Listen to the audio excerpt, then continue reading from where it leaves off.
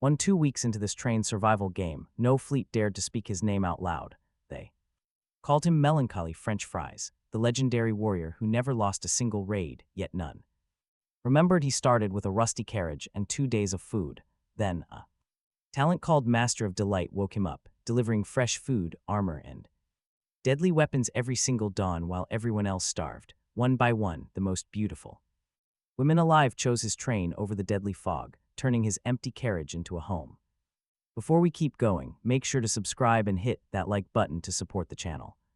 But none of this happened overnight. The whole crazy journey started the day everything broke open. A cold mechanical voice started counting down inside his skull, announcing that train survival was loading. 10%, 20, 50, and the darkness behind his eyes peeled back as he sat there clutching a head, throbbing with a massive hangover he never earned. His first thought, he had been kidnapped, hauled off somewhere far away, followed by a silly worry about whether he would still make it home for the holidays. The room around him was bare except for 7 bottles of water and 9 pieces of dry bread laid out on a table. When he looked up, a system screen with a blood-red border bloomed in the air, announcing the load was complete, placing him in Train District 100086 with a novice survival manual issued to him. It was simple. The handbook spelled out the rules one by one. Every single survivor started with an identical train that had to be modified and upgraded along the way, making the choice of upgrade paths critical. The train answered to its owner alone, and nothing aboard could ever be plundered unless the survivor was killed or surrendered it willingly. Every player received a gift from a fallen god to awaken a random talent, whether their skill was any good. Came down to luck, total luck. The train could stop whenever they wanted to gather valuable supplies or crack open roadside treasure chests, but he was warned to fear the crimson fog creeping at his back because falling into it meant instant death. This was a lawless place, the manual warned. He had to trust nobody and let no one board his train until he had them completely controlled. He wouldn't be lonely either, since crimson monsters would launch brutal sieges against him, though he could also hunt them wild and keep them as slaves. The novice protection lasted 7 days, and after that the crimson fog would enter a new phase, and the monsters would start sensing nearby trains. If anything still confused him, the voice added with mocking contempt, "Just die," it suggested. He was welcome to sit and wait because survival games didn't roll out the welcome mat for fools.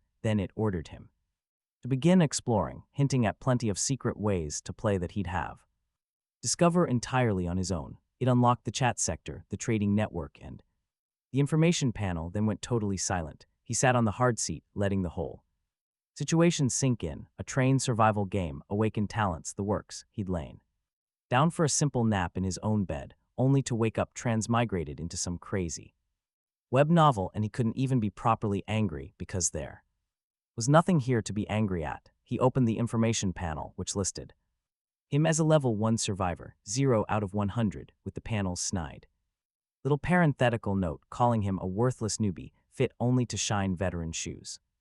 His train was level 1, strength 5, spirit 6, and his sanity sat at 100. Warning that dropping below 50 would trigger a terrifying crimson intrusion. Below 20 meant madness, below 5 meant mental collapse, and below 1 was too terrifying to name. His talent line read awaiting awakening, and his personal space sat completely empty. 5 slots all empty. Then the screen flashed with a new alert. He had awakened the Master of Delight talent, letting him draw a special card daily. Every morning, this card would improve his life, with both quality and drop rates upgradable. The system panel cheerfully delivered some good news. He had received 1 common delight card, a detail that stopped him cold. Then his eyes widened. This was easily a top-tier awakening if there ever was one. It felt like a lifetime of saving up luck had finally paid off in full. Praise delight, he thought. He immediately opened the common card without hesitation. He watched in amazement as his critical hit chance ticked up to 1%. His drop multiplier hit 100%, spawning 10 soft cream-filled breads. He also got 3 exquisite fruit platters and 1 comfortable sleeping bag. Food, drink, and shelter were all handled. He could not help but grin. Then he turned to inspect his train, which looked incredibly small right now. Just a locomotive and 1 carriage, short, weak, and honestly pretty pathetic. The train display showed that a level 2 upgrade required him to level up first. He also needed 100 red crystal coins and 30 units of red iron. This would unlock a second storage car and a basic defense module. Requiring only 2 materials meant those coins were likely the primary currency. After figuring that out, he flicked over to the game chat to see what was up. His friends list was silent, but the regional channel was a complete riot. Even worse, the top counter showed survivors dying off in real time. A user named Yaya Bomb begged people to team up, claiming he had things figured out. Another user quickly shot back, asking if his brain was completely waterlogged. After all, everyone there had the exact same setup. Yaya Bomb puffed himself up, claiming he was an absolute pro at survival games. He boastfully ran off to scavenge, while other users openly mocked him. They called him brain dead for running out blind like some main character. While they argued, the live survivor count dropped even lower. Real dangers waited outside. Still, he kept his expression completely level. He wondered if he was lucky to hide inside or just waiting to die. Knowing death could find him anytime, he decided to tidy up his train instead. He shoved 6 hard seats together to create a makeshift bed frame. Laying the sleeping bag on top, he realized it was incredibly soft. Easily big enough for 2 people. Next were the supplies and a small cooking table. Aside from those basic items, the carriage held absolutely nothing. Survival depended entirely on scavenging, yet they had not even given him a weapon. He rubbed his forehead. Leaving now was suicide, but staying meant starving. His food would only last 7 days before hunger forced him out.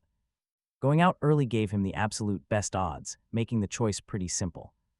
He did not love the math, but then his control panel suddenly pinged with an alert. He had arrived at a resource point called Deep Red Town, asking him to dock. After a brief hesitation, he decided to dock. Waiting around achieved absolutely nothing. His train needed upgrades, and his cards only covered the bare basics. The sky was totally lifeless as he stepped down into a flat wasteland with a quiet town sitting just ahead. He had entered the outskirts of Deep Red Town according to his system panel, level 1 difficulty with resource. Outputs limited to basic survival supplies, rare minerals, and random newbie blueprints, but get this, 1 tiny scratch from a crimson beast meant massive risk of contracting the crimson virus. His stomach tightened instantly. Level 1 or not, these monsters were definitely nothing to play with. High risk. High reward, he muttered to himself. If things went south, he would run because surviving. Even 1 more second was still a win. Inside, the silence felt incredibly heavy. Houses stood perfectly preserved, the streets dead quiet, with a light metallic scent of blood hanging over everything. He targeted a small home, watching it closely. Before choosing to enter, he knew the easiest targets should come. First, creeping up, he cracked the door open, checking to make absolutely sure nothing was waiting inside. Then he slipped through, heading straight for the kitchen where he finally spotted some decent gear, a heavy iron pot and a wicked kitchen knife. Razor sharp, pot for back defense, knife for offense. He grabbed some loose rope, tied the pot securely to his back, and caught his reflection in a mirror where he looked exactly like a teenage mutant ninja turtle. Kind of hilarious, but it made him feel a lot safer. He crept toward the bedroom, pressing against the wall to listen instead of just barging right in. Deep, low growls leaked through the door, and he realized something immediately. These things weren't brainless. One was hiding in there, completely silent, waiting to ambush him. He tightened his grip on that heavy cleaver and guessed there was only 1 target, likely level 1 at best, standing ready. He took a breath and kicked the door open. There it stood, a humanoid creature with raw blood vessels exposed all over its body. His screen instantly tagged it as a Crimson Servitor, level 0. It possessed the infection skill and a description, calling it a pathetic, low-level weakling he could easily punch the head off of, provided he kept its claws and teeth away from his skin. Level 0, he stared. A second, totally embarrassed that a level 0 had spooked him so much, then raised the cleaver and swung, splitting the servitor wide open in a single stroke. A red crystal dropped from the corpse. The panel logged 1 experience point and 1 red crystal coin, while a warm current surged into him, instantly restoring his spent strength. Basic newbie mobs. Honestly, this system actually had a slight conscience, easing him in gently instead of dropping a boss on him right away. 1 coin per servitor meant 99 more kills to level up, and he hoped this place was crawling with them. He decided to target only servitors, wipe out the weakest things on the board, and only then hunt bigger prey. Searching the room turned Up only useless 101 bills, which really sucked since he needed minerals and food, but then right under the bed, he spotted a bronze treasure chest. Paid off, dropping one high-quality harpoon, 2 junior resistance potions, and 1 junior workbench blueprint. That meant an amazing god-tier starter weapon, potions that granted immunity to the crimson infection, and a workbench for upgrading his train. The harpoon was listed as a level 3 high-quality item with 5% armor penetration, along with some bizarre lore about a tragic background. Music and falling snow. He tossed the blood-stained cleaver aside without. He figured they were ungrateful to the end. Holding a god-tier weapon, he had nothing to fear from bites, keeping him moving into the next room without slowing down. Still, he was no fool, avoiding any doorway that smelled like an elite monster was lurking nearby. Clear the weak mobs first to level up quickly. Before long, he had cleared out most of the perimeter, counting that first servitor. Those easy kills gave him 81 experience points total, leaving him just 19 short of level 2. His entire body surged with raw energy, feeling strong enough to punch right through a solid brick wall, but reaching a quiet convenience store made him freeze completely.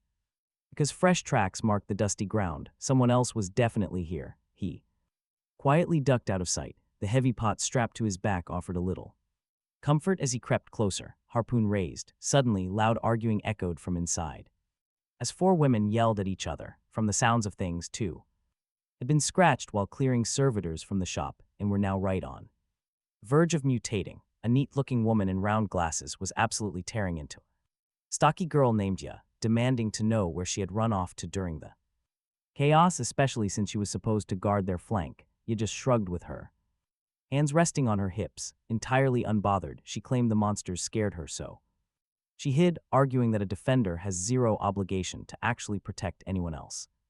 The girl with glasses sputtered in disbelief, but Ya only gestured lazily and claimed she never forced any of them to fight in the first place. So what was the issue? The second infected woman remained completely silent, plotting something dark. Behind that quiet gaze, their leader, wearing a sharp-fitted suit, finally barked at them to shut up and search the store for any sign of a cure. Still, her eyes showed she hated carrying 2 useless burdens and preferred using them as easy cannon fodder to save herself and the others. Suddenly, she whipped her head right toward his hiding spot and demanded he step out, claiming her tracking talent let her detect him. Instantly exposed, he calmly stepped forward, holding his rusted harpoon while giving them a casual wave to say hello. The leader scowled heavily at the bizarre sight of him with that massive cooking pot on his back and a weapon in his grip. Truly bizarre sight. He introduced himself with a fake name, Melancholy French Fries, and casually suggested they work together as survivors to get through the danger. Yet beneath that friendly smile, he kept his body tense, ready to bring his weapon crashing down on the leader's skull if things went south. The girl with glasses scoffed, warning him to run before these cold-hearted snakes stripped him to the bone. He gave her a quiet, approving nod, finding decent people here was incredibly rare, but in truth, he never planned to let them leave. Second they noticed him, their fates were sealed because he knew they were dangerous neighbors sharing his zone. Wiping them out now was simply the safest play. If they had never spotted him, they might have lived, but now it was far too late. He pulled out a junior antibody potion and asked with the sweet, innocent face of a choir boy if anyone here needed a cure. An instant greed flashed in all of their eyes. A cure was absolute gold. In this apocalyptic nightmare, the freckled, infected woman immediately shuffled forward, her hand outstretched, greedily reaching for the vial as if she was totally entitled to it. Complete parasite, sneering inwardly, he maintained his bright, friendly smile, telling her that he was open to doing business if she could actually provide the resources he wanted. She grew anxious fast, jabbing a finger at his nose and snapping that nobody had resources this early, claiming he just didn't want to share. And then she played the card he should have seen coming, claiming she was a girl and he was a man who owed her service, playing the gender card with an infection. Eating up her veins took a special kind of death wish. He let his lips twitch and shook the potion at her, telling her to come and get it, as he gathered strength in his harpoon while she walked up, muttering that little men ought to serve great women. The harpoon swelled across her vision before she could even finish her sentence, the 2 prongs tearing straight through her eyes and out the back of her skull, killing her so fast she barely felt it. He yanked the harpoon free, and turned to the remaining three with the same kind smile, telling them again that he was here to do business and that wanting something meant paying for it. They stepped back, the glasses girl pinned by a thigh wound watched him with rising terror, clearly shaken by how fast he'd killed.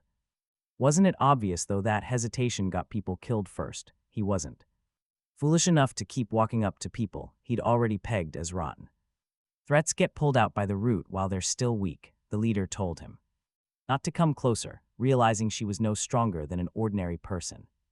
With a handful of experience to her name, she forced a smile, asking what he wanted and promising they'd hand over anything they had. He scratched his chin, honestly puzzled, and pointed out that if he killed them, everything they had became his anyway. What he wanted was something they didn't possess, making an enemy out of him and still expecting to walk away, dream on, while she stood there. Stunned by that logic, he drove the harpoon forward, pinning her to the wall. Through her chest and ripped it back out, the 81 experience behind the blow made his arm move with a strength no ordinary person possessed. You screamed at him, then shrieking that same tired line about him killing weak women, saying he didn't even deserve to be called a man. He raised the harpoon, striking her down mid-sentence.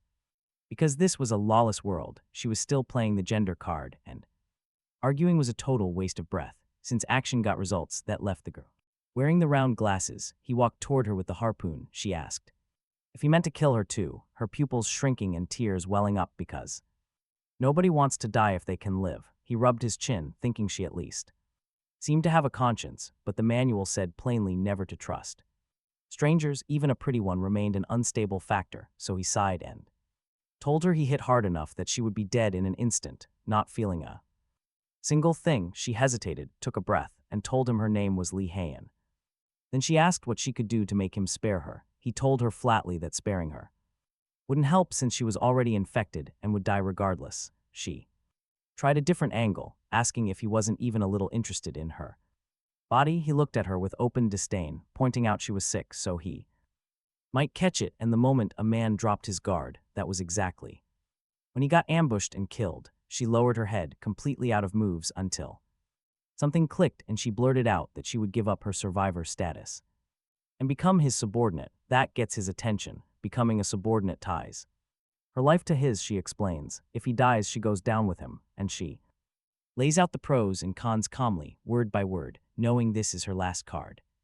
She argues that living alone, he would stay forever on edge against threats and could lose his mind, but she could watch the train and keep him grounded.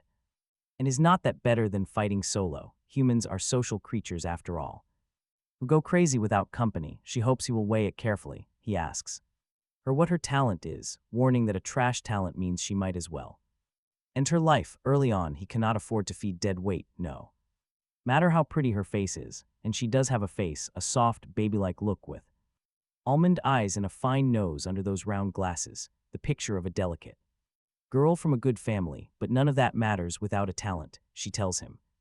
Her talent is sanctification, which multiplies her physical attributes fivefold for 1 hour on a 30-minute cooldown. Seeing a sliver of hope, she forces herself upright and activates it. Her delicate aura tears apart in an instant. She shoots up to nearly 3 meters, valiant and wild with the presence of a dragon. A strange sense of familiarity prickles at him until it finally lands. He is looking at Lady 8 Feet made flesh. She asks, fidgeting, if it is okay, tugging self-consciously at the short skirt she chose for this form, since her trench coat and skirt turned out far too eye-catching at this scale. She adds that she can hold the sanctification form indefinitely, though the actual buff only lasts an hour. He stays quiet, staring up at the towering Lee Hee-yin, while her massive shadow falls across his face, privately overwhelmed by her sheer scale. Then he sighs and asks a very practical question of whether her appetite ballooned along with the rest of her body.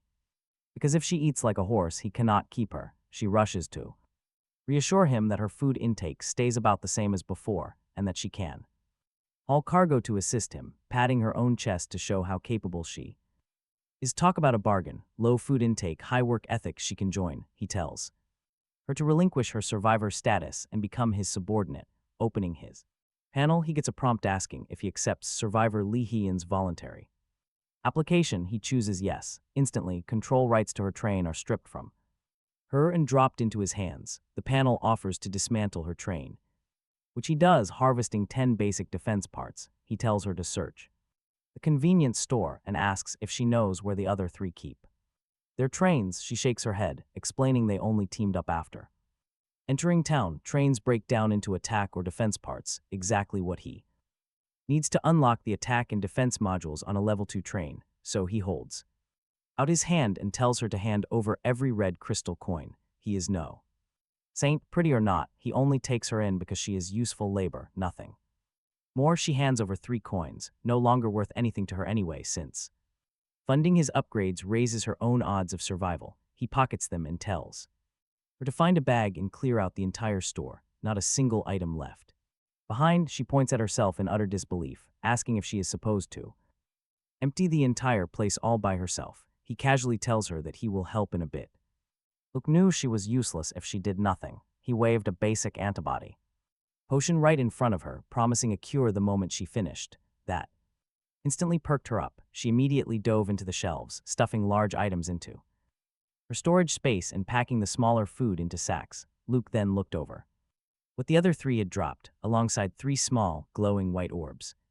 Talk about poor pickings. Just 10 bottles of water and 8 pieces of hard bread. The only valuable items were 16 red crystal coins, coupled with what he had already banked. It was finally enough to upgrade the train. He touched the 3 white orbs, and the moment they touched his panel, they melted into a warm current, flowing right into him, granting 30 experience points and pushing him over the cap. The system panel announced he had reached level 2, and his entire character sheet updated with him. Experience now sat at 11 out of 1,000, the train still level 1. His strength sat at 21 and spirit at 22, though sanity dropped to 8. Master of Delight was active at 100% drop and 1% critical rate, holding 100 red crystal coins, 50 red iron, 40 red wood, and a basic workbench blueprint. He stretched and gave Heian, who had just finished packing, a quick thumbs up and a word of praise before tossing her the basic antibody potion. She caught it carefully and injected it, making the swollen red veins along her body shrink down instantly. Giggling and pleased with herself, she asked him how she looked, and Luke bluntly told her she looked very sexy, because he was not about to lie. Only now that she was officially his subordinate did he actually take her in. Her perfect proportions and soft strength were impossible to hide under her thin skirt. With her faint milky scent, she was a top-tier dual form, a delicate beauty in one shape and an 8-foot giant in the other. He stood, walked to the front, and told her to carry the heavy bags and follow him. She froze and asked plaintively if he had not promised they would do this together, staring at the 3 bundles. Luke told her it was completely obvious. He leads the way and she carries the goods, which technically counted as working together. Nobody expects a train conductor to do any heavy lifting. She quietly called him Lord Train Conductor, slung the 3 bundles onto her back and trudged after him, eventually seeing her struggle like that, he decided to take one of the bags to lighten her load. Back at the train, Heian shoved the 2 heavy bags inside and collapsed straight onto the sleeping bag. Feeling wiped out, Luke ignored her and headed to the console. And here is the best part. He ordered the upgrade, draining the materials to remake itself, transforming the bare locomotive and single carriage to grow a new freight car for resources. The system panel quickly confirmed the upgrade, unlocking both attack and defense modules, while raising the train to level 2 with matching defense intensity. It also offered him 2 equipment slots, though he had no idea what could be built into them yet, feeding the train the basic workbench. Blueprint finally unlocked its manufacturing function. For now, all he could make was basic protective gear, since anything higher required blueprints or further research. He fed 10 defense parts and his last 20 units of red iron into the workbench to produce a common protective shell, immediately equipping it, and a pale red iron skin with a metallic sheen shielded the outside of the train to easily deflect ordinary hits. Still, the defense needed a lot of work. As the game progressed, monster attacks on the train would unlock, so he had to push offense, defense, and his own level hard right now, or the next beast would turn this train into a coffin. He checked the level 3 requirements, and the difficulty had jumped off a cliff. Reaching train conductor level 3 required an area boss mark, 500 red crystal coins, 100 red iron, 10 units of deep red organization, and 1 crimson crystal core. The boss mark meant deep Red Town almost certainly hid an area boss, and walking there now would just be serving himself up on a platter, but the deep red organization and the crystal core were probably its drops. It was dark outside, he was tired, and with the train safe for 7 days, he let himself relax. Back in the carriage, he found Hien sprawled across his bed, so he swatted her backside and told her to wake up, saying her bed was the floor and the sleeping bag was his. She blinked. Wake yawned and in a soft, sticky voice complained the floor was too hard. And begged for the sleeping bag, too, a subordinate fighting the conductor for the bed. He climbed in and reached for the zipper, and she stopped him, suggesting sweetly that they could just sleep together, blinking those big eyes, with most of her clothes already off, adding that she still had her white stockings on. He looked at the 3-meter, impossibly resilient woman beside him and swallowed hard because no young man alive passes that test clean, and his was not the steadiest mind in that moment. He asked if she wanted the bed that badly, and her face fell because she was showing loyalty, betting everything on him up front rather than easing in slowly, which she decided was the smarter play. She drew his arm against her and murmured that sleeping together kept the night from being cold, and the softness made his breath catch. And he told her to get in, leaving the rest of that night where it belongs, except to say she had long since stopped acting, and somewhere in the small hours they both finally slept, her thoughts a happy tangle because she had got him to accept her, figuring he could not very well disown it in the morning. Light spilled across the carriage, and the panel woke him with the news that his delight value rose, drop rate now 110%, crit at 3. He stretched and looked at Hien in his arms, pleased the value actually climbed.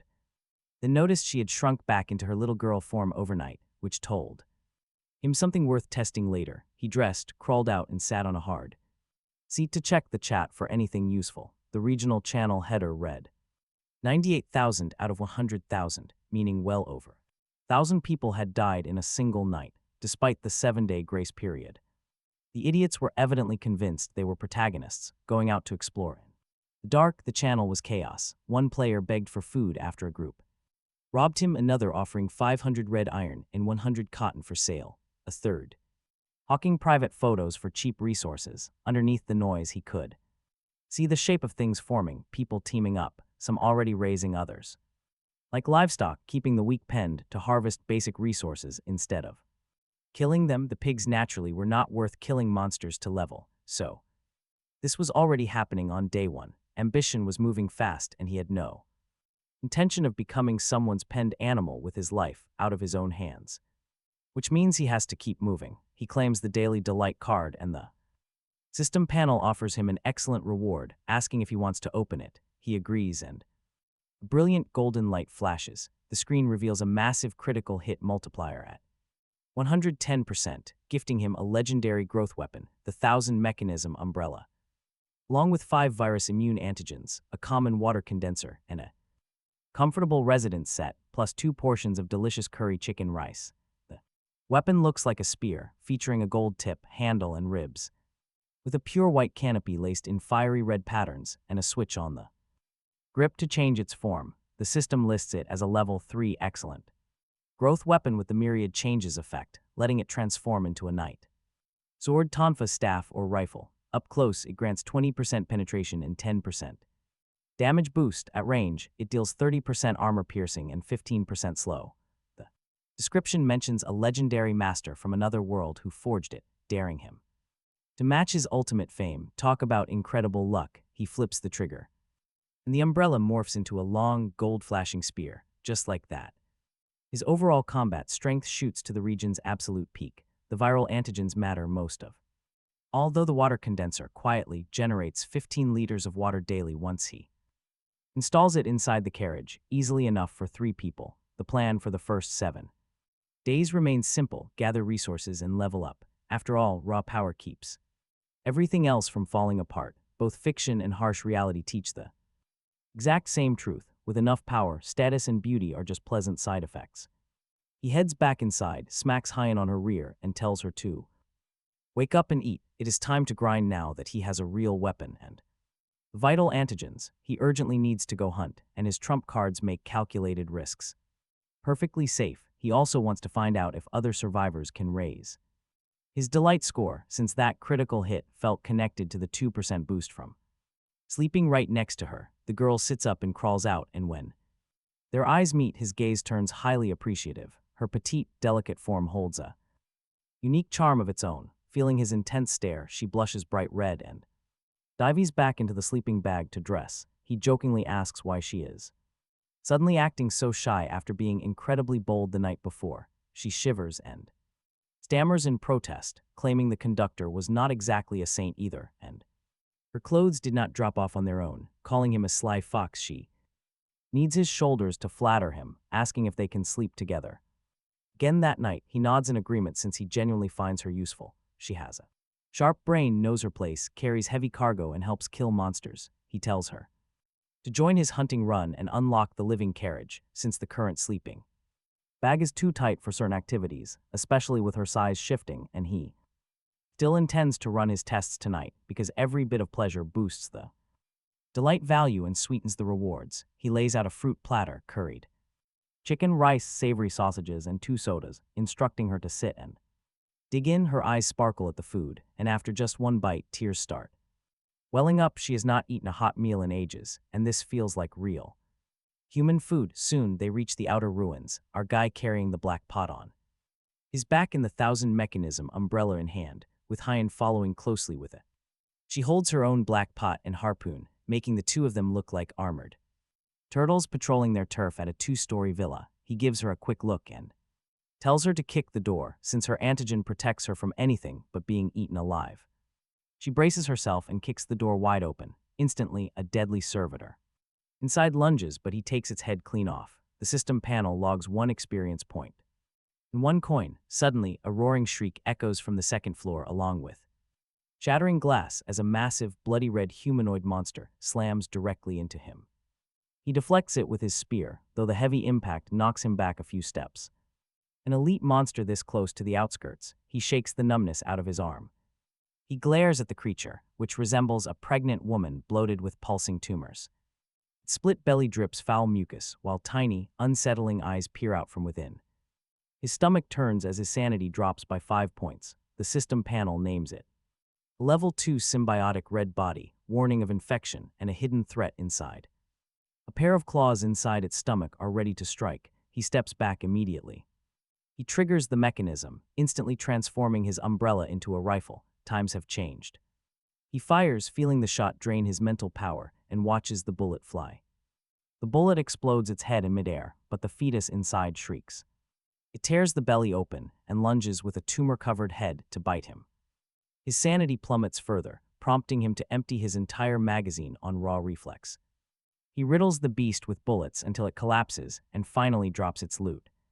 10 experience points, 10 coins, and 1 unit of deep red tissue. Easy pickings. His powerful weapon makes monster clearing a breeze. He wipes the muzzle and sends Hyun inside to scavenge the villa while he keeps guard, but the haul is disappointing. Just some useless gold and silver in a safe alongside worthless paper bills. Then she digs up a bronze treasure chest and runs back to him, excited. It holds no defensive gear, only 10 units of red iron. He tells her to keep pushing forward and run if they encounter any real danger in the area. They clear the outskirts together, letting her handle level 0 servitors while he snipes the stronger ones. Suddenly he stops. She notices and asks in a low whisper, "What is wrong?" He warns her that people are nearby, telling her to be careful. His eyes sweep the street when a car engine suddenly growls nearby. His face darkens. Someone already has a working car on day 2. He shifts his rifle back into a spear for a surprise attack. A beaten-up black vintage car rolls up and attempts to ram him, but a road ridge stops at 10 meters short. 3 doors open, and 2 men and a woman step out. The leader is a muscular brute, sporting a scar from his eyebrow to his mouth. Wearing a black jacket, he holds a spiked mace, followed by a punk. The green-haired youth looks right past Hyun, staring at him while licking his lips. Behind them, a curvy, well-dressed woman locks her predatory eyes on him as well. Their silent leader eyes him greedily, and that chilling gaze makes his skin crawl. He suddenly realizes they did not approach because of the woman. They have set their sights entirely on him, and killing intent rises. Anyone foolish enough to target him has already booked a one-way trip to the grave. The brute he dubbed Scarface finally speaks, addressing him as little brother. He offers a team-up to raise their survival odds in a raspy, ruthless voice. He says flatly that he already has a teammate, but the guy keeps pressing.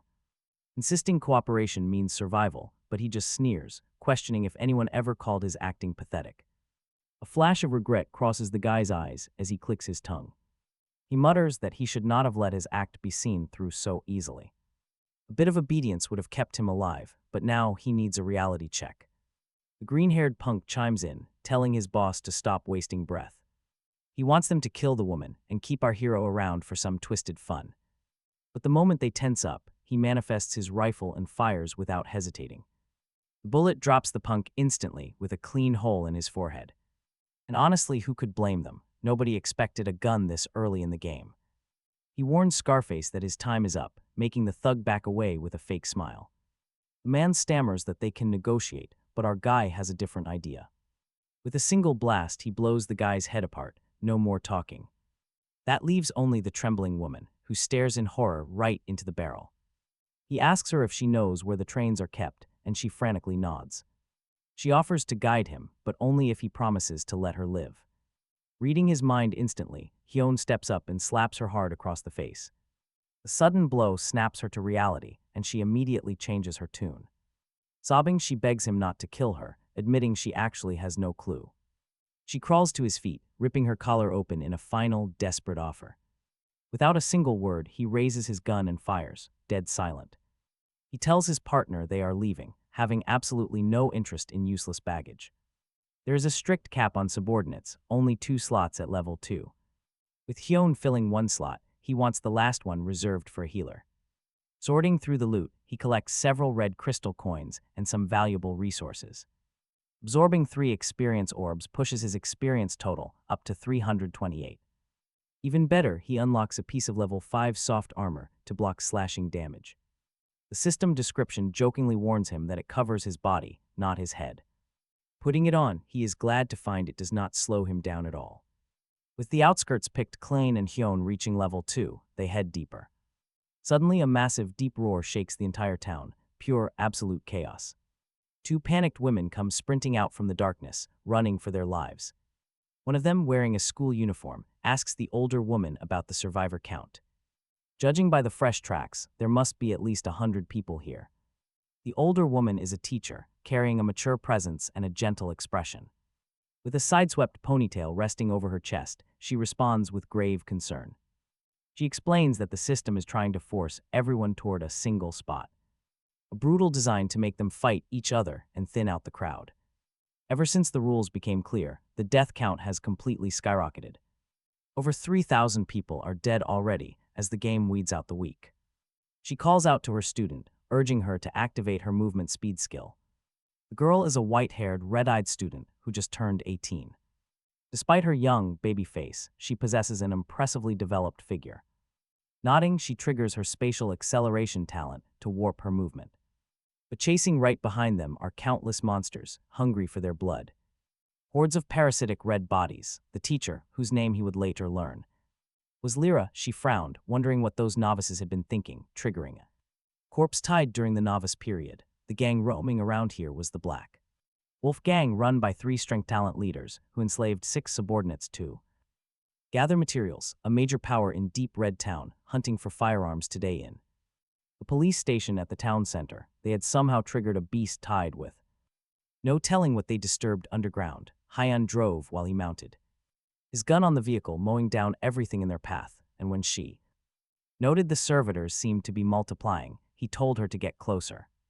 And look, approaching the area, he saw them pouring out like a flood, thousands of servitors with symbiotic bodies mixed in, more than all the monsters on the outskirts combined. He told her to approach slowly, suspecting they had found the boss's lair. He quickly switched his rifle to cannon, firing directly into the horde. The shell blasted open a crater of bodies, flooding him with massive experience points, a massive grin splitting his face. He told her to skim the edge and fire the cannon in rapid succession. The system panel rattled off single experience points and coins over and over, total wipeout. An entire ring of enemies vanished, completely wiped out as his experience reached level 3. The status panel showed his strength at 35 spirit 38, sanity 87. His pocket space now held curry 100.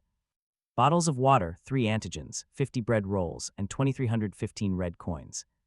No more free experience. Level 0 servitors gave nothing, so he swapped back to his rifle, harvesting a few level 2 symbiotic bodies for the experience they still offered, then headed back to the train. Hyan wanted to hit level 2, so he waved her off. If she got bitten to death, that was on her or not him. Her talent suited growth wonderfully, giving a 5-fold multiplier on base attributes that already averaged around 20, meaning 100 points in form. She was practically invincible, while his own level 3 average only reached 35. Giggling, she gave him a quick kiss and left, knowing that staying useful meant he would never abandon her. Once outside, she shot up to 3 meters, the 2-meter harpoon looking like a tiny rapier in her grip. While she cleared servitors, he opened the trade market to check necessities, food and water topped the price charts. Then came vitamin items like fruit, with roughly 10 units of iron ore.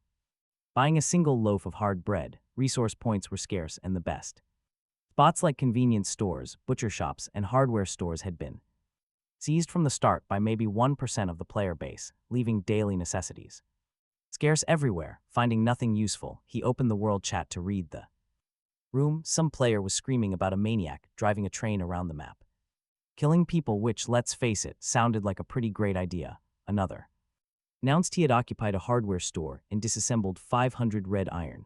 Another was selling photos again, but then a message caught his eye from someone called Loki Salted Fish. They were selling massive amounts of fresh water and black bread, prioritizing construction and equipment blueprints. Attached was a picture of a literal mountain of bread and water. The world chat instantly exploded, everyone calling him a legendary big shot, girls offering photos for blueprints. He felt a sudden jolt of recognition. So this was the real global survival. This guy clearly did not lack food or water, but whether he had awakened a talent or a system remained a mystery. Seeing his haul of black bread, the traveler figured he was just some daily doubling type, nothing special. He kept watching, waiting for some fool to trade away blueprints or gear. Right on cue, someone did. A seller named Smooth Brain, offering a piece of special equipment for food, listing its stats: soft gold armor of excellent quality, reducing blunt and sharp weapon damage by 15% each, a top-tier early game item. And he could not sit still, because with gear like that, you scavenged your own food. Instead of trading it for some rock-hard bread, the guy really earned his name, Smooth Brain. Meanwhile, Salted Fish offered 10 loaves and 3 bottles of water. Smooth Brain balked at how little that was, but Salted Fish pressured him, saying supplies were scarce and his prices would only rise, so take it or go fight the resource holders for food. Smooth Brain wavered and went quiet, and that was the traveler's opening. He privately messaged him under his old throwaway name, Melancholy French Fries, offering 1 meal of curry chicken and rice, 30 filled bread rolls, and 10 bottles of water. Given 30 seconds to decide, he came back almost instantly, calling him a brother. The deal was done. Basic food vanished from the traveler's space, and the soft gold armor appeared. In his hands, a price several times Salted Fish's offer, yet enough to feed one person for a month. He told Smooth Brain to bring him anything else, promising his prices would stay fairer, and the guy promised to come to him first. He had struck absolute gold, and as for being targeted by that Salted Fish who reeked of protagonist energy, the traveler genuinely did not care. Survival comes first, right? He had to arm himself because nobody knew whether crisis or tomorrow arrived first. Some low-key rival named Salted Fish meant nothing to him. He put on the gold-threaded armor and combed the market again, figuring that with a protagonist running around, there would be more bargains floating loose. A few pages down, the screen refreshed onto a blueprint, the Crimson Baffle, level 9, epic, with powerful defense that could fire concentrated beams of crimson power to counterattack and absorb external blood to restore its own durability. The build cost ran steep, though.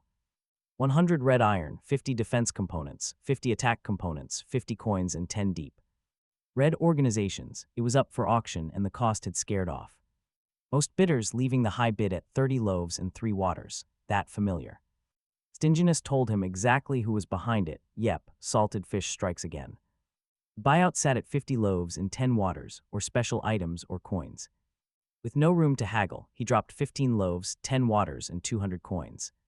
To claim it outright, the success notice came back in seconds. Blueprint acquired. He kept scanning for whatever else he might have missed. Meanwhile, on another train, Salted Fish sat gnawing on a softer loaf than usual and sipping water when the auction failure notice suddenly popped. He froze, muttering that someone had actually outbid him at a time like this. He wanted that Blueprint to secure his early defenses and live comfortably inside his train, but now gone.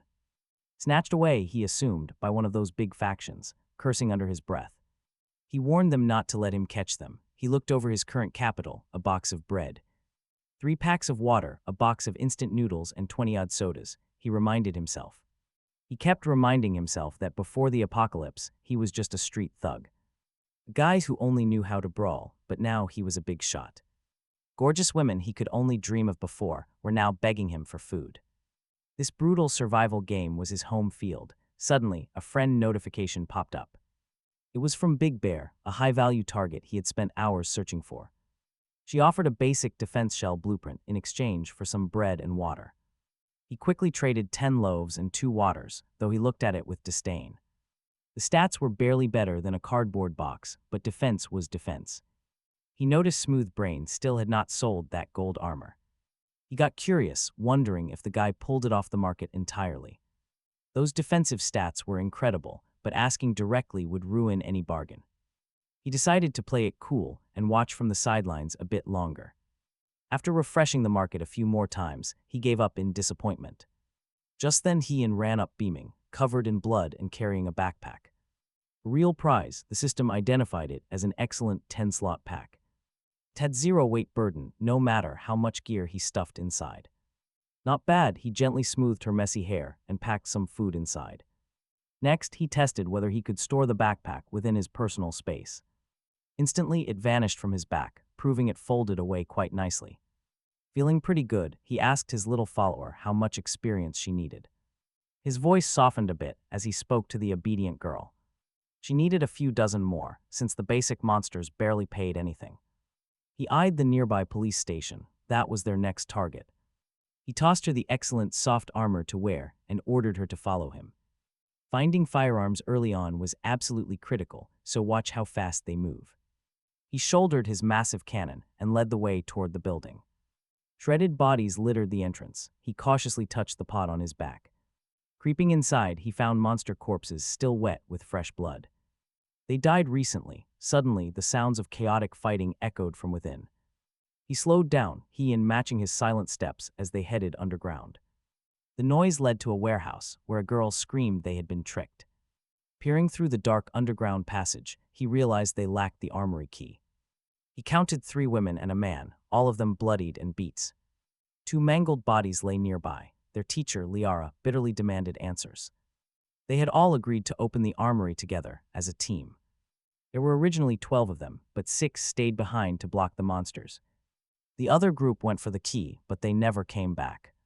With the monsters cleared, the exhausted survivors failed to notice them watching. Suddenly, heavy footsteps echoed down the passage as a new figure approached. A man with slick-back hair and a suit arrived, a machete in hand. The armory key hung at his waist. He praised them for their work. Liara frowned, dread washing over her as she asked why he was late. He apologized smoothly, claiming there was trouble, and told them to open up. But as he stepped closer, he brought his massive blade down with a sneer. The sudden, brutal strike caught everyone completely off guard. Baeki Young screamed for his teacher to dodge, lunging forward desperately. He shoved Lyra aside in the nick of time, leaving the blade to crack the floor. The attacker clicked his tongue with a mock stare, while Lyra demanded answers. Why would he attack when they had never even tried to steal the guns? He admitted he admired her beauty, but called her elite talent a pity. She was far too uncontrollable, and her rare healing elf abilities were simply too strong. Mending any wound and regrowing limbs was too dangerous to leave running loose. If she ever joined a rival faction, it would be trouble, making her death necessary.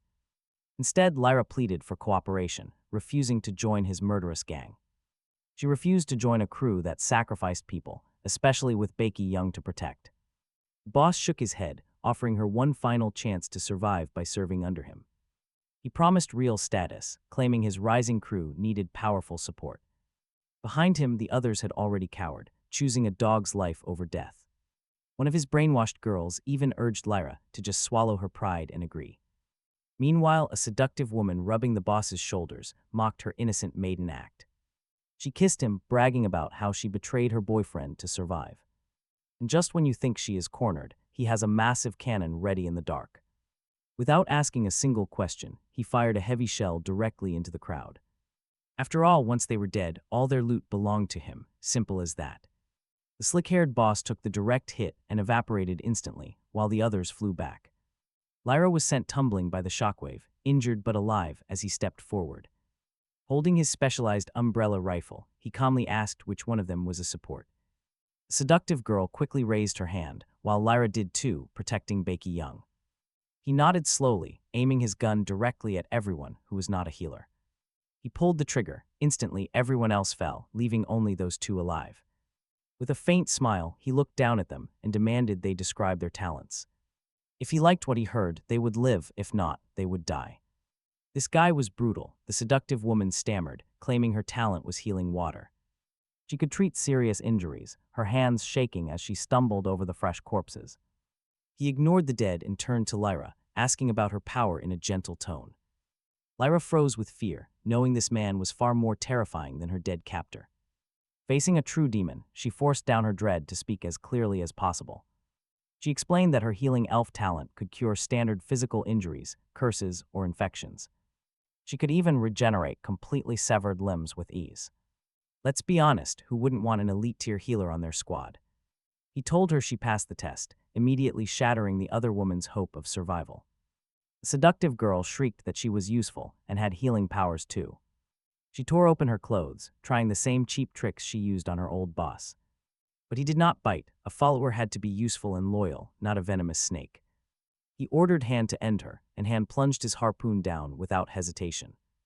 After finishing her off, he turned to Lyra and offered her a spot as his helper. The question snapped her back, showing her that all her enemies were gone. Instead, an incredibly powerful predator stood over her, with Baeki Young still trembling. Gathering her remaining courage, she proposed a single condition to join him. But only if... Jingyang spared Baekyeong, who was still just a child, though she watched him with pure dread. He raised an eyebrow, demanding to know what kind of talent the girl possessed. His crew needed something useful, ideally on par with Hyun's heavy labor. Baekyeong explained her talent was spatial acceleration, a power that warped space. To boost her speed for 30 minutes, with 1 second of absolute nothingness. And a 2-hour cooldown, granting 1 second of complete invincibility, not bad.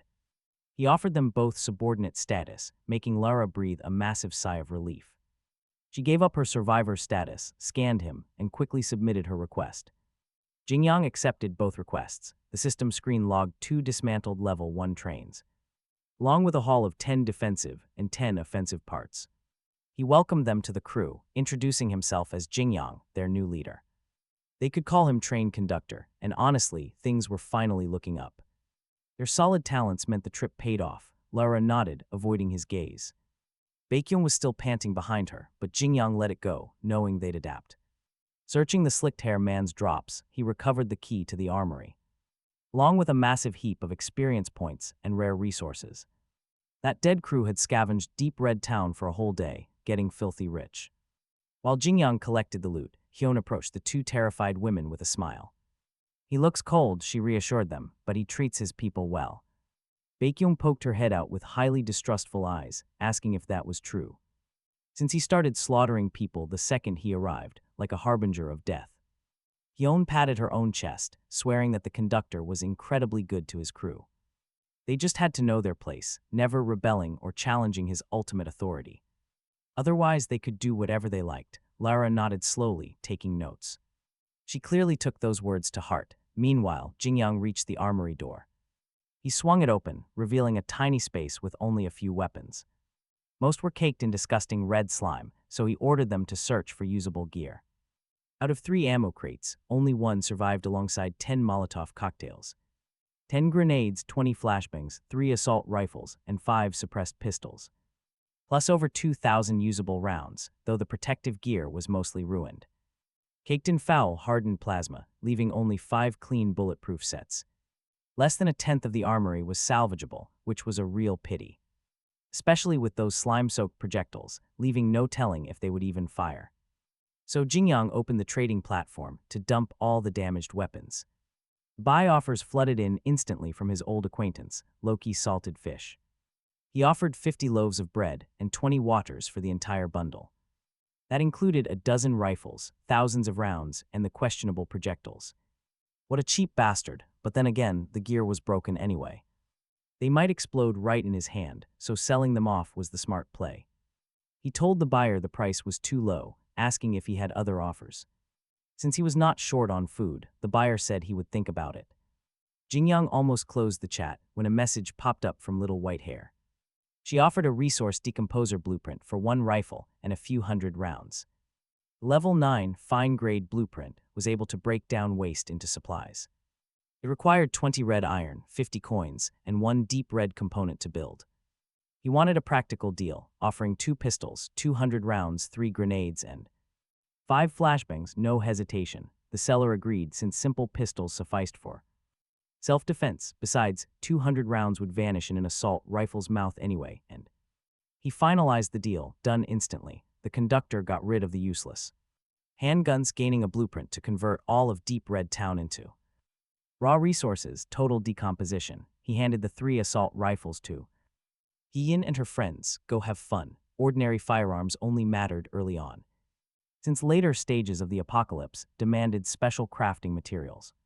To strengthen weapons, his own 1000 mechanism umbrella worked differently. It condensed and fired bullets using mental power. Any ordinary round fired at him now would likely just deflect off his reinforced body, since past level 3, parts of him could already block bullet fire. Lara took the weapon. She thanked him, calling him train conductor with an unnatural hesitation, since at 28 she wasn't used to calling someone so young her lord. He asked what caused the massive monster horde. Lara answered gravely, a special beast had been asleep deep in the underground passage until the Black Wolf gang disturbed it.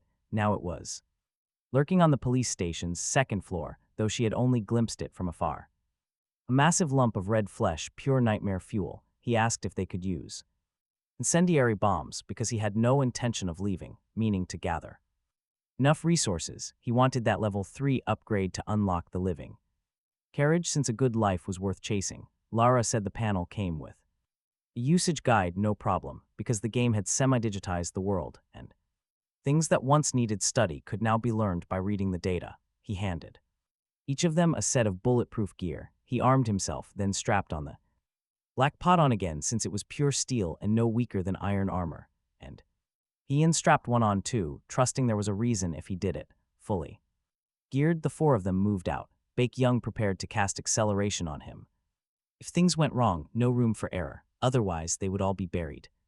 Together, their lifelines lay in his hands. They reached the 2nd floor. The stairs were slick, damp. The floor crawled with viscous, red liquid. The awful stench hit his brain instantly, keeping a tight scowl on his face.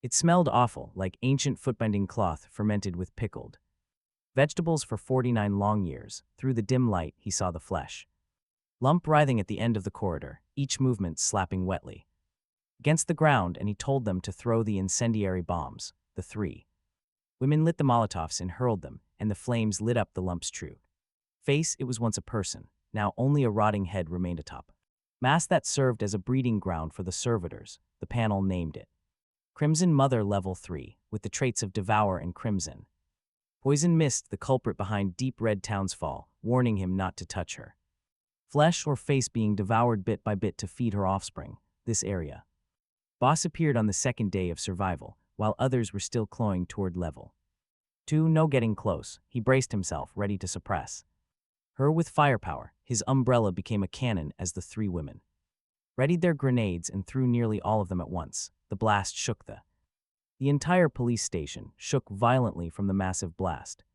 It did not kill her, leaving a faint smell of roasted meat in the air. Suddenly, a sharp, piercing hiss rang out, making them all dizzy. He ordered them to throw everything they had, since it was no time to ration, while the weapons still bit. They unloaded everything onto her. The cannon flashed fire without pause, sending dust raining from the ceiling as the station teetered. After almost running out of Molotovs and grenades, he poured out one last burst, and the Crimson Mothers Body burst apart, spilling a swarm of crippled servitors that surged forward, roaring only to burn to death in a sea of fire before they could escape. The system announced the Crimson Mother was slain and named him top damage dealer, rewarding him with 1,000 experience, a crimson bracer, and a crimson treasure chest plus 1 crimson crystal core. The heavy bracer dropped into his palm, inlaid with a crimson gem through which a beating heart pulsed, and when he opened the chest, a golden light burst out, revealing a crimson slash skill card, 30 units of crimson iron ore, and a crimson chest plate, a skill card. He used it right away, and the system registered Crimson Slash, a corrosive melee attack whose damage ceiling scaled to his overall attributes on a 1-minute cooldown. His experience bar was now over half full, with Constitution at 37. The skill could deal solid damage even to level 4 monsters, which finally gave him a real melee option. He sighed in relief because up until now he'd mostly fought from range, but with close quarters combat being inevitable later, and his talent only semi-supportive, he would be at a disadvantage in close combat, so a skill now widened his offense considerably. Talk about a massive jackpot.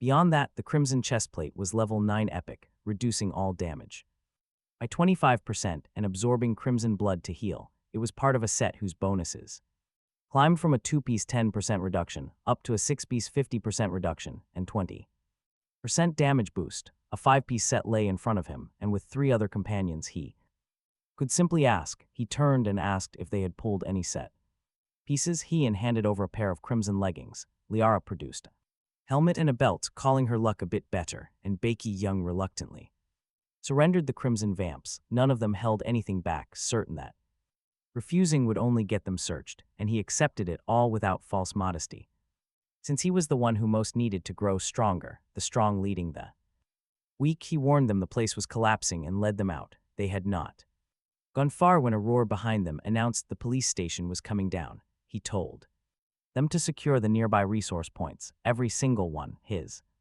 tone was firm, and honestly, on the second day of survival, they were fully armed. The 3 women wore bulletproof vests with matching firearms, easily enough to flatten Deep Red Town, even without him, considering the police station stores had been meant as endgame gear for the 7th day, and he'd pulled them out on the 2nd. Before long, they reached the town's largest commercial street, rich in resources and just as dangerous, with servitors crawling everywhere, and he relaxed a little since it looked like nobody had set foot here yet. He and drove while he watched their surroundings, and Liara and Beiki Young held their guns ready.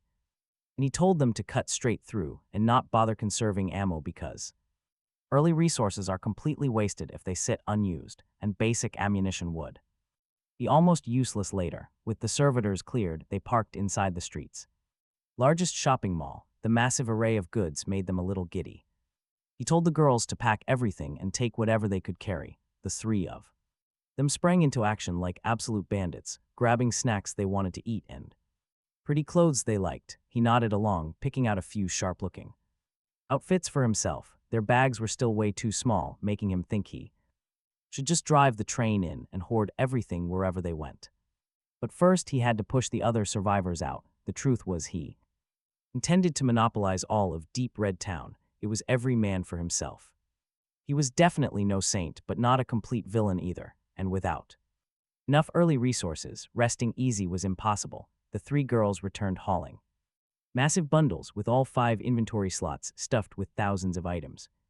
Ion dragged 3 or 4 massive bags, reporting that they could not fit anymore. He patted her head in appreciation and promised to start the train tomorrow to scavenge Deep Red Town properly. Today was merely for scout work, mapping out where the supplies sat. They were leaving when 3 vans screeched to a halt outside, and over a dozen people piled out. Clearly after the commercial street loot, they rushed in the moment they saw the nearby servitors were already dead. They spotted the group of 4 hauling massive bags and froze, staring hungrily at the supplies and the beautiful girls.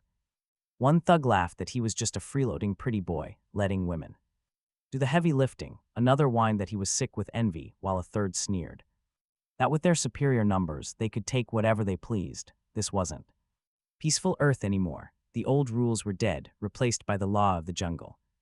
And to these thugs, 3 women and 1 solitary man looked like harmless sheep waiting to be slaughtered. He raised 3 fingers, warning them in A freezing tone to get lost. He was only counting to 3 because trash. Aiming for his head did not deserve any politeness. They stared, then burst into mocking laughter. One of them howled that a guy with 3 girls dared threaten a massive crowd like theirs, asking if he had lost his mind. Another pointed a compound bow, mockingly offering to let him watch from the sidelines if he handed the girls over. Then, bang, a single shot cut the laughter short. The loudmouth dropped where he stood, folding to the ground like a wet sack. All that cocky laughter died right along with him, just like that. The entire crowd froze solid, their eyes snapping to the rifle in his hands.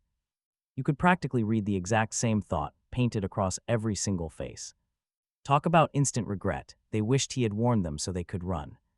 The pool of fresh blood slowly crept across the cold asphalt, pooling near their boots. The leader stammered out a shaky plea, begging to talk it out. But another deafening shot cut him off before he could finish.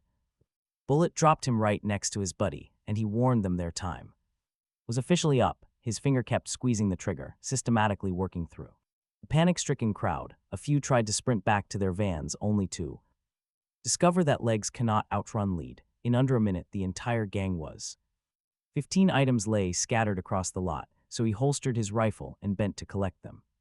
What they kindly delivered, bringing another 500 experience and some decent minerals. It seemed that even on his way out, people still insisted on bringing him gifts. Talk about polite, he told the 3 women they were finally leaving. They snapped awake like startled sleepers, quickly mumbling their agreement to follow him. Liara wore a strange, faraway look as she trailed behind the train conductor. She watched his face but found nothing to read, so he just let her. Keeping her thoughts to herself, they returned to the train control console. He pushed the upgrade through, watching the screen climb to train level 3. The offense and defense modules upgraded too, unlocking a new protective shell. But the next upgrade sat locked behind conductor level 4. He needed crimson iron ore, deep red materials, and 2,000 red crystal coins. That would unlock a 4th slot and a new residential carriage. He slotted it into the 2nd position, pushing the storage carriage to the rear. Just as he finished, Liara stepped into the main driver cabin. He turned to face her without any warmth, wondering what she wanted. If she had come to lecture him about killing, he would lose all interest. He would drop her instantly, but she simply pressed her lips tightly together. Meeting his freezing stare, she managed to force the words out one at a time. In a pleading tone, she begged him not to abandon Baeki Young. Since the girl was still just a child, this was not what he expected. She was gentle, but she had not come to scold him at all. She agreed those attackers deserved to die. What actually frightened her was something else. It was how easily and cleanly he killed. Her real fear was deeply personal. She feared that the moment she lost her usefulness, he would dump her. Like spoiled food, he sighed. Was he truly that cold and heartless? He treated his own people well, even if his actions painted a different picture. A few bloody days gave him that reputation, but he felt totally misunderstood. He stepped closer, looking at this woman who usually carried herself with calm maturity. He playfully pinched her soft cheek, telling her not to worry so much. He was always good to his loyal followers, but then his voice turned ice cold. That rule, he warned, only worked for those who followed his direct orders. Anyone trying to act righteous while relying on his supplies was done.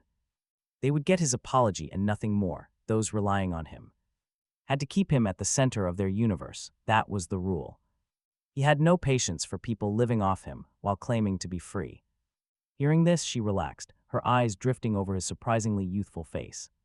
As he closed the distance, she stepped back on instinct, then quickly remembered. Something Hyun had whispered to her on the road made her step forward again. It seemed Hyun spent the entire walk coaching her on his good graces, insisting that if she followed him wholeheartedly, he would treat her well. All of it was designed to raise her standing in his eyes. That girl had been busy. Liara drew a deep breath to steady her racing heart. He almost laughed because, right now, she looked like a ripe, blushing peach. The sweat on her skin did not look like grime, but something far more alluring. The room grew warmer. He was never one to waste food, so when Emil jumped into the bowl on its own, he swallowed it in one bite. Outside, Hun had her ear pressed flat against the metal door, and the moment she heard movement inside, she sprinted away to find Baekhyung and pile endless chores on her, ensuring she had no free time to look for her teacher or disturb the train Conductor's important business. She was a master of delegation, and she congratulated herself, admiring her clever work before slipping back to lean against the wall to listen again. By the time they stepped out for dinner, he had his arm around Lara's waist, his hand resting comfortably on her curves, while Baekhyun looked up from wiping sweat off her forehead to ask her teacher where she had been all day since they had not met while cleaning the warehouse. Lara managed a sheepish smile and claimed she was helping the Lord train conductor with some business, her body giving a small, involuntary shiver before he finally pulled his hand away. Her figure lacked he owned softer, fuller curves, but her sweat-sheened warmth was its own irresistible temptation. Still catching her breath, she handed Baekhyun the virus immunity antigen he had given her. After reaching level 3, his appetite vanished, so he inspected the residential carriage, roughly 50 meters long, 30 for the bedroom and 20 for a combined kitchen, toilet, and bath, which held a 500-liter water tank wired to the main condenser, which sat empty. He poured in his scavenged water, already looking forward to a nice bath, then walked in to find a bare wooden plank for a bed with no blankets or real comfort. He used the deluxe residential upgrade he had been saving in his inventory, and the cheap wood instantly vanished, replaced by a bed large enough for 8 people, a plush sofa, and a kitchen. The place suddenly felt fit for human survival. He sank onto his sofa, and a private message popped up from Loki Salted Fish, offering 100 loaves of bread and 100 bottles of water for his gun. He laughed at the insult. Did this guy think he was a beggar? He rejected the terrible offer. Deciding not to sell, the rival fired back with the sheer anger of a clueless small fry, warning him that food would soon become priceless, and that he would come crawling back when hunger hit. He simply left the message on read. Let him ramble about scarcity. He had looted an entire shopping mall, enough to feed 100 people for 10 years. The only thing scarce here was that guy's common sense. Far across the map, Salted Fish stewed in his own anger. Muttering that the conductor had zero trading ethics, he convinced himself that demand would skyrocket soon, turning him into a literal god everyone begged for scraps, and he definitely would not sell to the conductor. After 3 failed grabs today, his mood was entirely ruined. The golden armor was lost, his gear stolen, his firearm deal completely ruined, and all he had after a long day of effort was a pile of cheap junk. He decided to upgrade his train to level 2, comforting himself that his breakneck speed kept him in the very top tier, since he barely needed to scavenge, only focusing on driving and killing monsters, which clearly made him the wealthiest survivor around. He never considered that anyone could possibly be outrunning him. Back on his train, he finished sorting the resources. He used the decomposer, feeding it every piece of useless gear from the armory, which spat back 350 attack and 300 defense parts, plus 400 units of red iron ore, a handsome haul. He built 3 crimson baffles at the console and bolted them onto the train, making the silver-white hull vanish under a thick crust of red plating veined with crimson patterns, the kind of look that would shock a creature dead the instant it got too close. That left a stack of 24 stinky bulletproof suits he couldn't use, so he dropped a notice in the regional channel offering 10 of them, first come, first served, and the MJ wondered aloud in chat if some big shot had already found firearms. Limo begged for help because he was too terrified to leave his train anymore, while Jang Pal asked outright if he had guns to sell. He wasn't planning to sell firearms, not until his own crew reached level 3 and grew immune to ordinary rounds. After all, arming strangers today only to face them in deep Red Town tomorrow would make for an awkward afternoon, so he told the channel that firearms would go on sale in a few days, warning everyone to stockpile resources in advance. For now, only those slightly smelly bulletproof suits were available. He wanted them to gather materials first, promising that once his current guns retired, they could buy their own ammunition. Jempel offered him 5 units of crimson iron ore and 10 of deep red material per suit. It was a fair price, netting him 50 units of iron ore for 10 suits, exactly the rare materials Deep Red Town couldn't supply. The town produced food and almost nothing else, lacking mines, factories, or the rare crimson iron and refined steel needed for a real upgrade. Jempel wanted all 10 and was busy showing off his wealth when another survivor, Salted Fish, popped up, offering 200 units of red iron ore, 100 loaves of bread, and 20 bottles of water. For a single suit, the conductor sat there speechless. One was paying in rare minerals and the other was paying with stale bread. At that point, the bitter might as well rename himself Loki Bread. To a survivor trapped in a mine, food might be everything, but the conductor was in a town drowning in food. That offer was like someone bidding 10,000 against another's 10,000 by waving a loaf. He posted that only rare materials would be considered, then listed the suits, and watched 50 units of crimson iron ore drop into his warehouse before logging off the channel. The train's new armor brought him a comfort he hadn't felt in days. The bath water was ready by the time he got back, and he'd barely settled into the tub to let his muscles unknot when the door swung open and Baek Young walked in wrapped in a white towel, her baby face flushed, her wide eyes doing their absolute best to look innocent, while everything the towel failed to cover caught the light in a way that was hard to ignore. He stretched and asked what she wanted this time, since she surely couldn't still be so afraid of him, given that he was a pretty handsome guy and not some ferocious beast. She lowered her head and mumbled that teacher Lyra was kind and never killed people for sport, hoping the train conductor wouldn't hold a grudge. In the future, the two women had been together 3 years, more friends than teacher and student, and the girl had clearly decided to trade herself to guarantee her teacher's safety. It was almost touching, and he laughed out loud, thinking back to Lyra that afternoon. The resemblance was uncanny, and in a single day both teacher and student had thrown themselves on the same sword for absolutely nothing. He never wasted a single grain. He stood up and looked at her, watching her pretend to cover her eyes, peeking through her fingers until her face turned red. He told her plainly that he had no such grand demands of his own people. Liara was a healer, and only a man with nothing better to do would send a healer to the front lines to kill. He tilted her chin up, her towel slipped, leaving the two of them standing in perfect honesty. Out in the corridor, the architect of this whole setup had returned to her listening post. The moment she judged her operation a success, he smiled to herself, already planning to collect credit from the train conductor that night. 2 women secured in a single day, with Lara softening first, and Baek Young putting in work the instant the first one fell. For the train conductor's happiness, she had kept herself very busy. She decided the number one confidant could only be her. That night she had already enlarged herself to his preference and pulled him into her arms. Somewhere in the middle of the rather ordinary things that followed, he asked her to cancel sanctification on the spot. Her eyes went wide and scandalized as she demanded to know what kind of connoisseur asks for that at a time like this, and he let her have her outrage. The next morning, he woke at exactly 8:02. The panel showing his delight value climbed again, drop rate at 130%.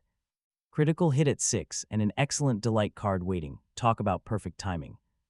4 days remained before the grace period ended, and he hoped for defense and survival supplies, since the only path to a comfortable life ran through turning the train into a fortress. He opened it and pulled 10 portions of braised pork, a primary water condenser, a map of his current location, and a space gem. The gem widened his personal space by a slot, useful in itself, but get this, the map was the real treasure, laying out every resource point in deep red town in fine detail. The 3 large ones he already held marked among them, an account of 93 survivors still breathing in the area. On the 3rd day, red dots were living trains. The small gray ones were trains gone ownerless after their survivors died, and the density of dots seemed to track the density of resources. Convenient, it made scouring the town matter of connecting points on a chart. He got out of bed, and the little lazy bones beside him rubbed her eyes awake, remembering the size changing of the night before and flushing red. She complained privately that one chain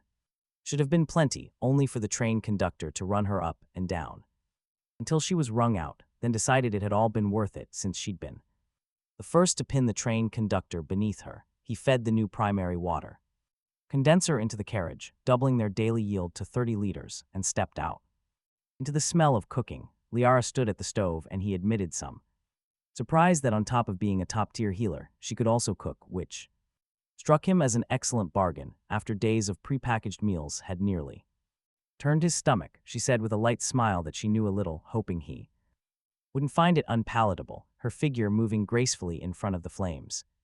It was honestly a pretty pleasant view. Baek Young stepped out of the bath, yawning, and glared sullenly at him. She complained that the train conductor had clearly been playing all night because she and her teacher stayed awake the whole Time eavesdropping through the wall, he felt absolutely zero shame about it, mildly suggesting that if it bothered them so much, they should move in. After all, he had a reliable way to make people fall asleep. They both went stiff, overnight comparing notes. The teacher and student finally realized something. They had completely exposed themselves in a single day. Liara brought the food over, taking the opportunity to ask about his plan. Would they make a move today, knowing that searching the town meant conflict? A long night of thinking had finally brought her to a harsh reality. In this world, a person who is not ruthless can never survive, and if her soft-hearted nature dragged him down in a tight spot, it was on her. So she chose to be a villain now and a saint much later. He nodded, laying out the rules clearly. First, kill anyone who resists. Take half from anyone who complies, and on the final day, they would do a clean sweep and harvest absolutely everything left behind. 2 days of filtering had taught the remaining survivors the only real rule. You plunder to level up. He saw absolutely no reason to hide his thinking. Because resources were limited, what he did not take, others gladly would. Ian grinned with her mouth full, promising she was ready to roll anytime. She would be the first to back his play, like a loyal confidant. He stretched comfortably after eating and gave the order to move out. With a single thought, his crimson armor materialized, displaying deep red patterns. A bone-deep chill radiated from the plates as he started the engine. The beast lifted, floating 1 meter off the ground before sliding into motion. He steered toward a cluster of gray dots to strip down ownerless trains. Meanwhile, over on the commercial street of Deep Red Town, things were happening. The empty servitor nest had quickly drawn eyes, bringing 2 rival groups in. They immediately started carving up spoils, and the moody leader was dividing the area with a man named Hugh from the Black-White Gang, giving him the east while keeping the west. He left absolutely zero room for argument. Backed by men holding iron bars, Hugh checked the map and asked, grave, what do we do if the ones who cleared the servitors show up? That combat power is no joke. The moody leader just chuckled and lifted his shirt to show off a pistol. He had 8 rounds scavenged from a police house. 4 were already spent. That left him with exactly 4. He sneered that unless those guys are bulletproof, they will back down. They will hand this street over the second they see us. Doubt flickered in Hugh's eyes, but he quickly covered it with fake flattery. Graves smiled back, flashing the gun partly to keep Hugh in line and partly to keep the Black-White Gang gathering supplies. Until he inevitably double-crosses them. Guns are the ultimate early-game weapon. After all, but his smug daydream is about to get completely crushed. By a massive train roaring through, he shot to his feet, looking out. A behemoth bore down. Its massive silhouette swelled until it filled his entire field of vision. In that final split second, he knew it was over. This was the end. The meeting room shattered under the train, leaving nothing but rubble. A giant crimson void loomed above the survivors, sparking sheer dread deep in their souls. Then the train door slid open. A loaded cannon shell was already chambered. After the deafening roar settled, nothing remained on the ground but scattered loot. A clean sweep. He stepped down, ordering them to move the goods. As he gathered the experience orbs, his progress bar filled to the absolute brim. Suddenly, raw energy slammed into his lower belly. The level up was brutal, nothing like before. His blood vessels bulged under the strain. He gasped through the agony until it broke, leaving him feeling scoured clean, twice as alive. The panel showed seniority level 4 train. Level 3, strength over 100, spirit over 100, sanity 95. His stats doubled in a single step. The jump from level 3 to 4 was massive. In kind, not degree. To test it, he slammed his fist into the wall, punching a clean hole straight through it. There stood Ian on the other side, completely stunned. She puffed out her cheeks, complaining he had nearly killed his own cute body pillow, and she was right. Even sanctification would not have saved her from shattered pieces if that punch landed. He gave her a sheepish smile. He had no idea she was there, which was true. Since he only wanted to test his power, the result was clear. 1 punch now hit like a heavy cannon shell. Killing level 3 survivors would be simple. They quickly cleared out the commercial street, but when he checked the train's storage carriage, it was still half empty. The space expanded faster with each upgrade than they could fill it. Bayon shoved a heavy backpack inside and reported, gasping, that a nearby cold storage warehouse was too big for the train, so he walked over, only to find the power dead in the air thick with rot. He He stopped at the threshold instead of walking blind. Into a dark room of meat, he ordered them to throw a Molotov cocktail. Instead, since he had 3 left, they were perfect for clearing a path.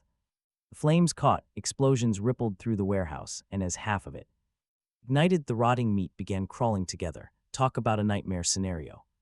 The stinking mass was actually one giant creature. His stomach turned instantly. He was so grateful he had not stepped inside. The panel named it Rotting Flesh.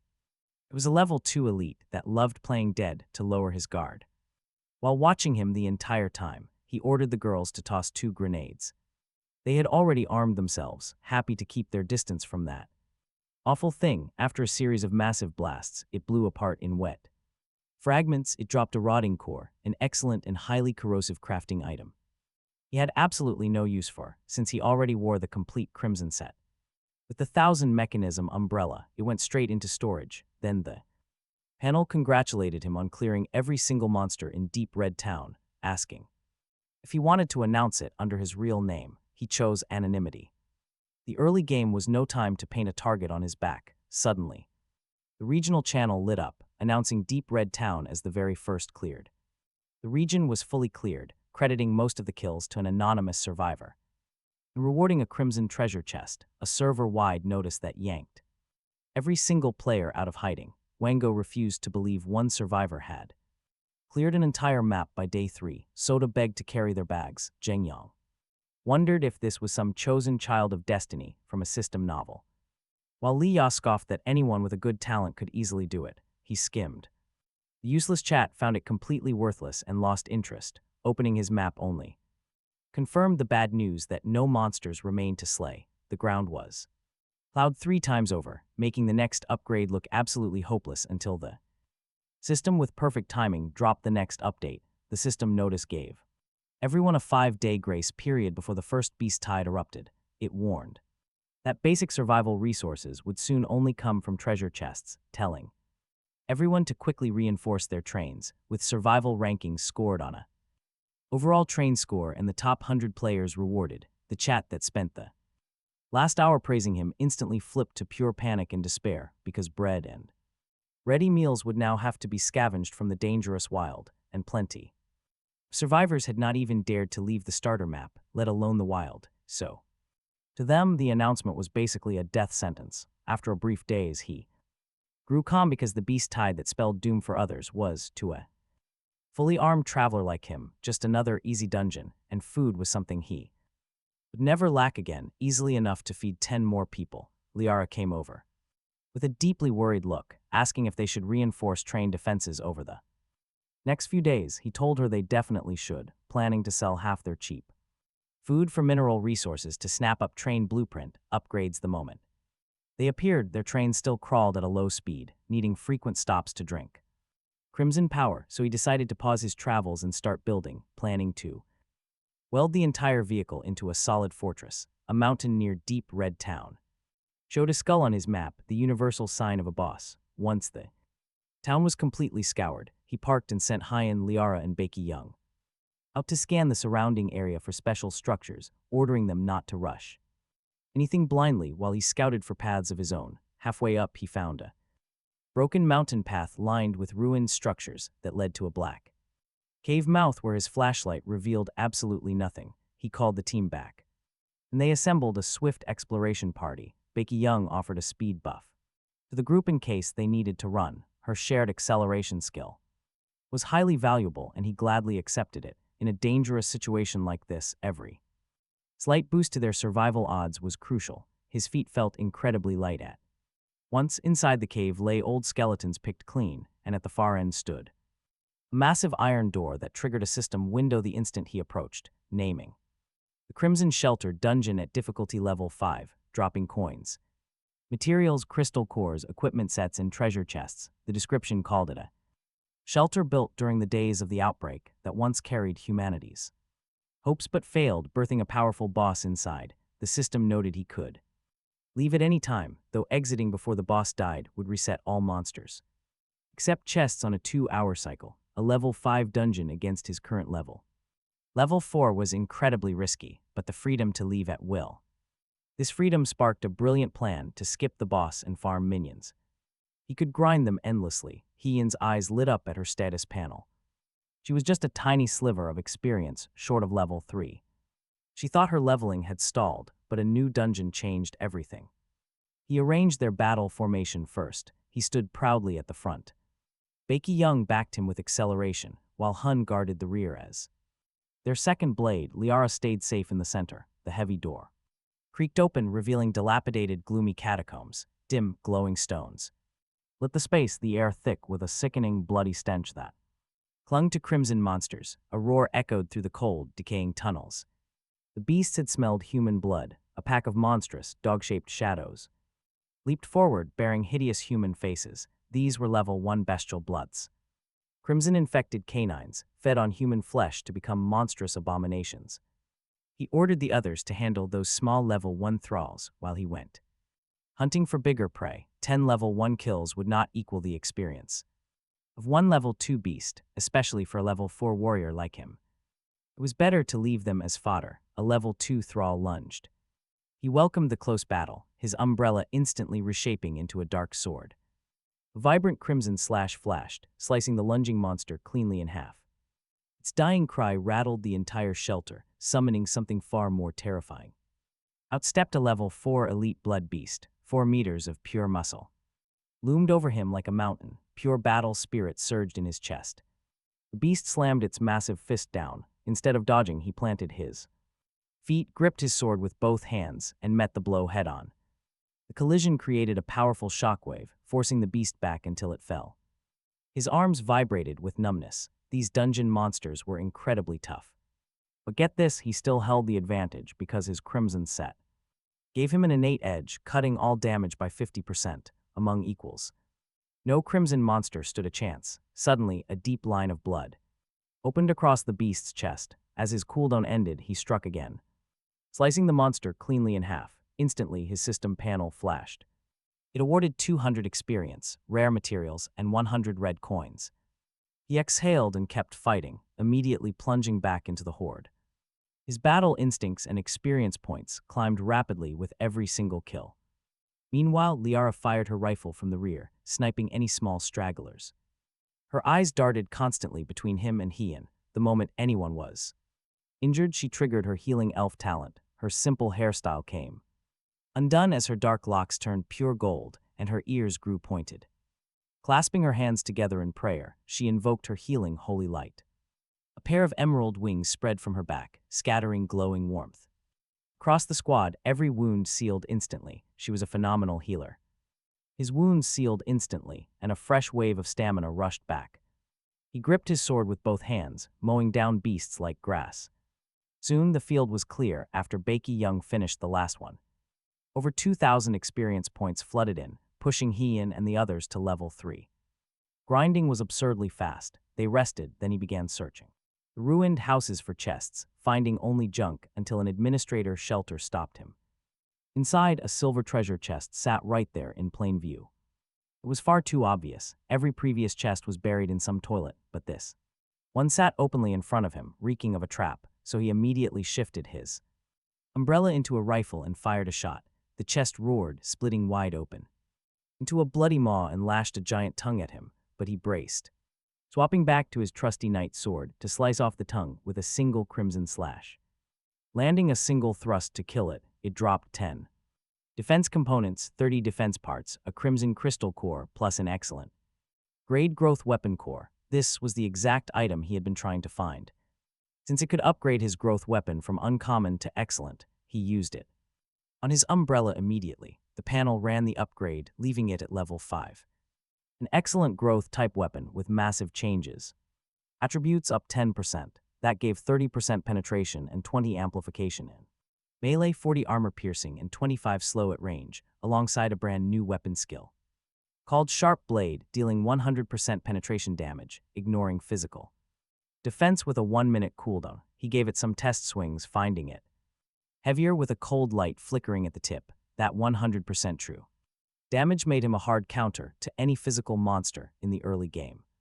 Whether he could handle a level 5 boss just yet was a completely different question. He chose caution. 2.5 days of grace remained, plenty to push toward level 5, risking everything for a head start, made no sense when dying.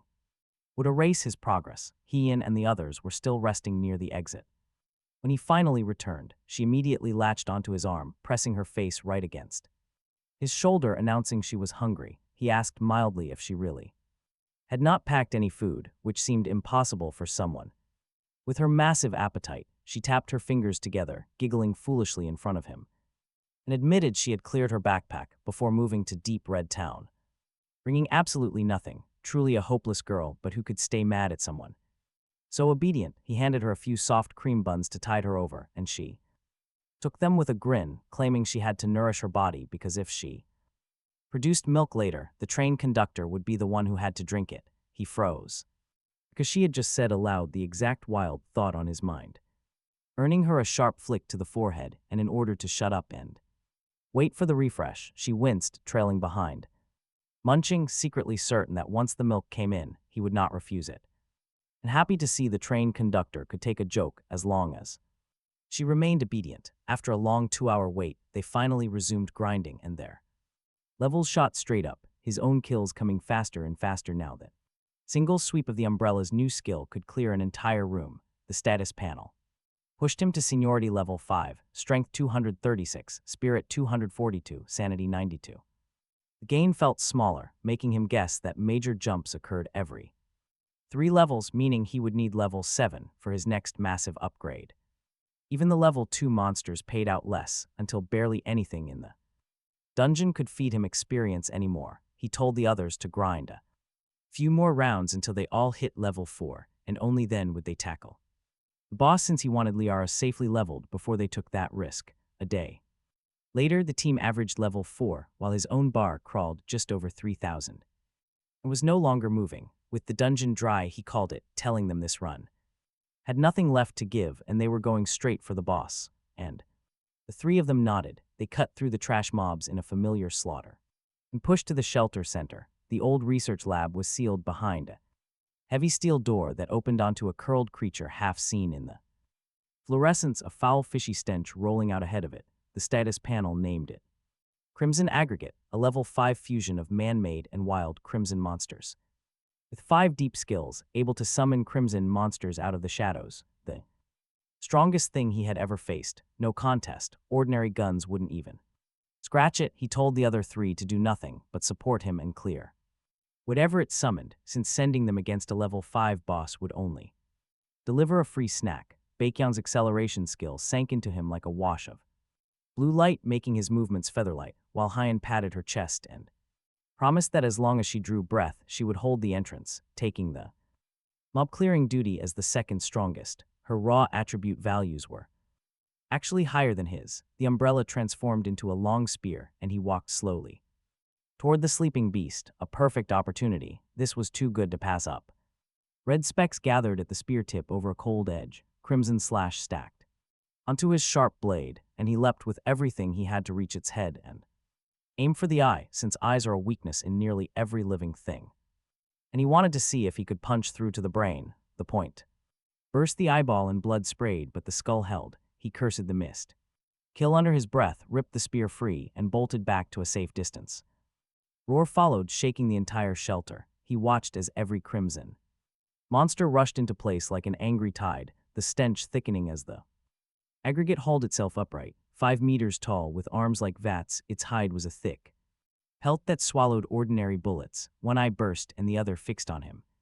With pure rage, the ground jolted. He gave the beast no room for carelessness, leaping clear as its fist came down to hammer a crater into the floor, then springing onto its turning blind side the instant his cooldowns reset. The spear shifted to a saber, slicing off half its head in a single cold flash. It swiped anyway, half a head gone, yet the monster was still live, which told him it ran on instinct rather than a brain, existing only to crush whatever stood in front of it, charging at the smell of his blood from 20 meters.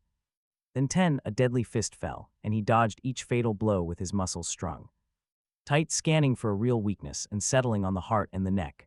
With his skills still cooling, it leapt, dropping its whole weight to flatten him. And he threw himself aside as it landed, smashing a pit 10 meters wide, then jumped.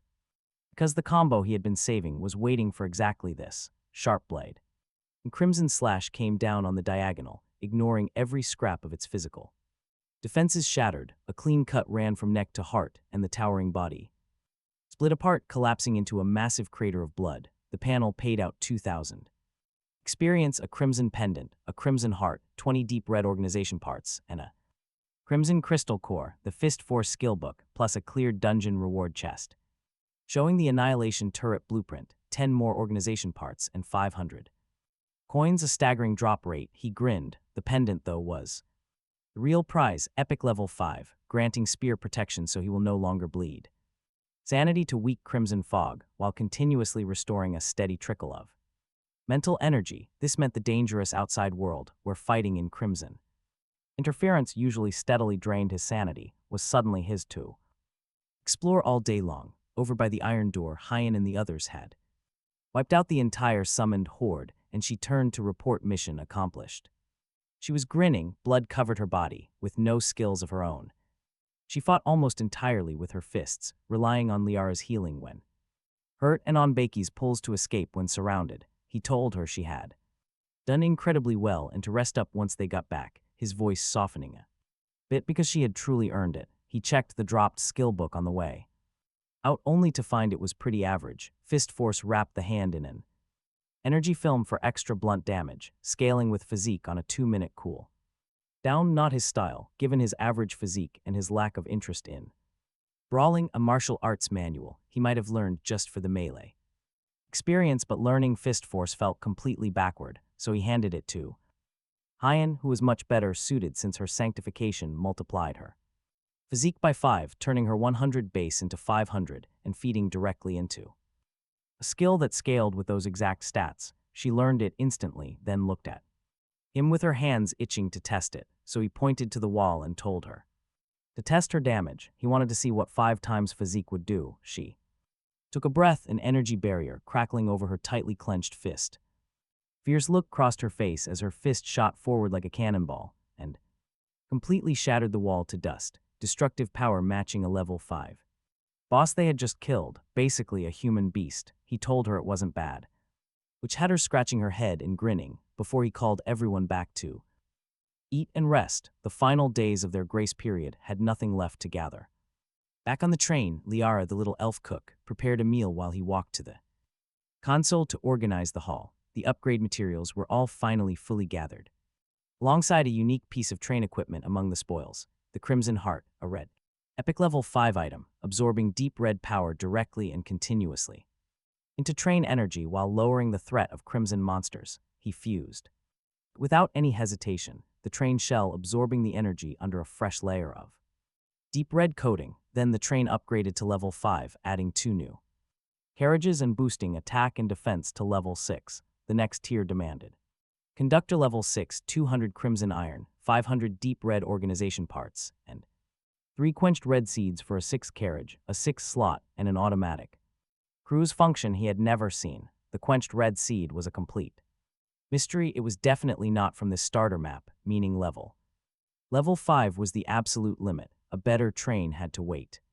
for new maps, so he skipped the upgrade to build gear instead, inspecting the blueprint for the epic level 9 Annihilation turret, which focused deep red energy into a devastating beam and self-repaired its durability by absorbing that power. It required 20 crimson iron, 50 attack components, 30 defense, and 20 organization, but his precious crimson iron was completely gone. He had drained his high-tier stocks. Red Town was all food, with 0 minerals to help, so he opened chat to sell a pistol and a rifle. He was level 4 now, easily outclassing any firearm, while Lyra and Bion kept theirs for defense. They ran support builds. He listed 1 pistol and 1 rifle, asking the chat for offers. Instantly, the lurkers stirred. Salted fish bid first, offering 10 crimson iron and 20 organization items for a pistol and 50 rounds. This surprised him only because the guy finally stopped paying in bread. Still, the offer was laughable. He told him that a weapon capable of hurting level 3 monsters was an early exploration treasure. The bid fell short, but right on cue, Jample stepped in. He offered 300 crimson iron and a rare red crystal mother ore, demanding 1,000 rounds with the guns. This guy was a genuine mining boss. The mother ore was epic, adding an epic affix to any Weapon, it was a top-tier mineral from red iron caves, where low-grade veins rarely drop a single piece, so he accepted and completed the trade. Jampel sent his thanks, with news that he was pinned down deep in a mine by mutant rats for an entire day. That explained his desperate generosity, as he was about to be chewed to death. He hoped the guy survived, since those 300 units of crimson iron were sweet, but could he actually afford the mother ore without a blacksmith? No way, so he tucked it away, waiting for a forging subordinate. Meanwhile, across the map, Salted Fish slammed a fist on his table. Another item he wanted had slipped through his fingers. Snarling that everyone ruined his plans, the guy was still scraping by at level 2 while top players pushed for level 3, he told himself. He had to quickly find a target to upgrade his talent. Back on the train, he built the Annihilation turret, placing it between the third and fifth carriages. Its arc covered the entire train. He sat, turning the apple-sized chunk of mother ore over. Adding an affix now meant a permanent enchantment, and he had no guarantee it could be changed later. If he found better materials, wasting a weapon's potential on a hasty upgrade would be foolish, so he put it away again, waiting for a proper enchanting or forging class. The channel was flooded with guild recruitment spam, and several of them messaged him directly, their intentions transparently aimed at his weapons.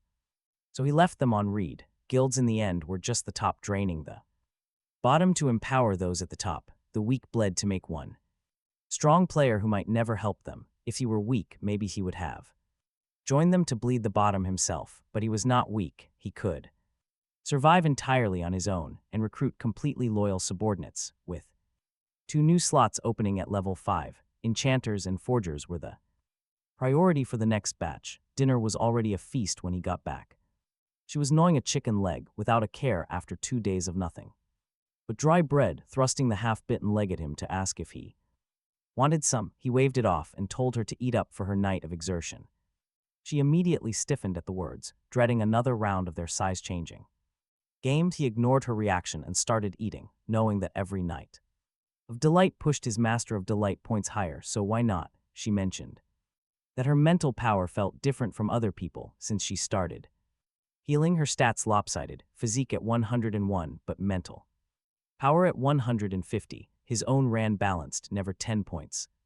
The part which he explained was likely tied to talents, just like Liara's healing build pushed her physique to 130, while mental power sat near 90. He asked Baek Young where her own attributes leaned, and she said she also favored mental power. Apparently, as it climbed, her void time stretched her original 1 second of acceleration, now growing by half a second. Small, but proof that raising mental power could indirectly strengthen a talent. So, talents were growth-oriented, just with different growth conditions. His demanded delight value, while ordinary talents only required levels. That night, 2 figures crept to his door and lay listening for a long while, waiting until the room fell quiet before easing it open, only to find him sitting up.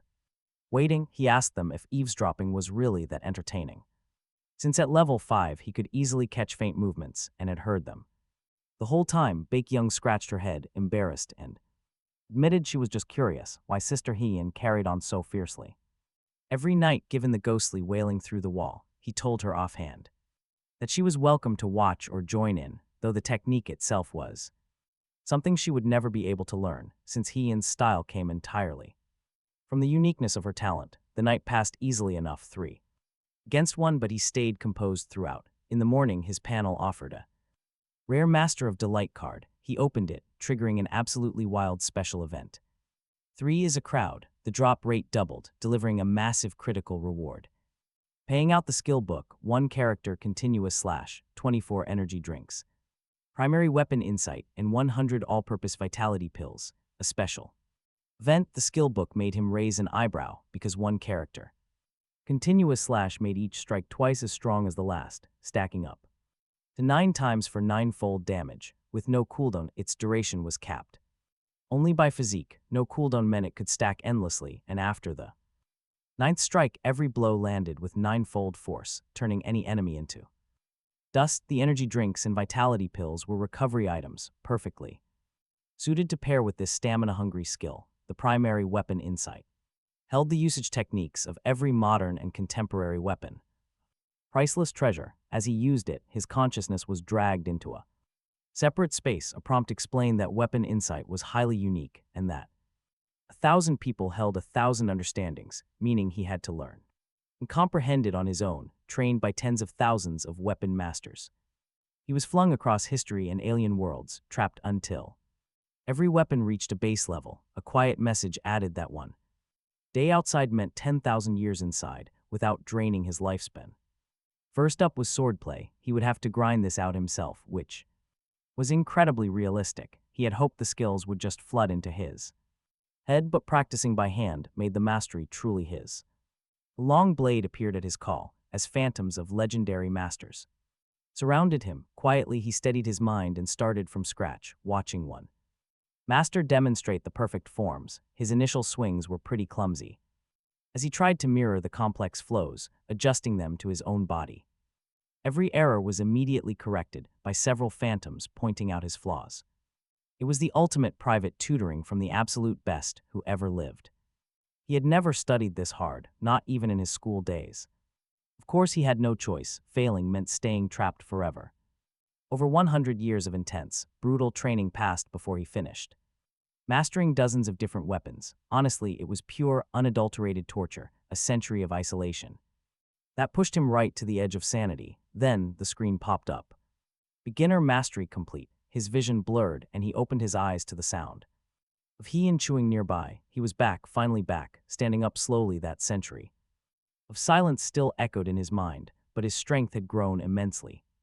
A century of training for 12 seconds of real-world time. He grabbed some quick bites to eat and stretched. Today marked the end of the survival grace period. He would wait for the evening tallies, but first, a long, relaxing bath to wash away a century of solitude. Later that night, he rested comfortably in Heian's embrace, his head pillowed softly, while Lara massaged his aching thighs in pure comfort. Suddenly, a cold, mechanical voice echoed, announcing that all survivors had cleared the trial and earned their qualification.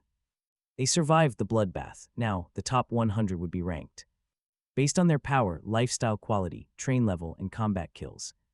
With the rewards divided into 5 tiers, the leaderboard finally flickered online.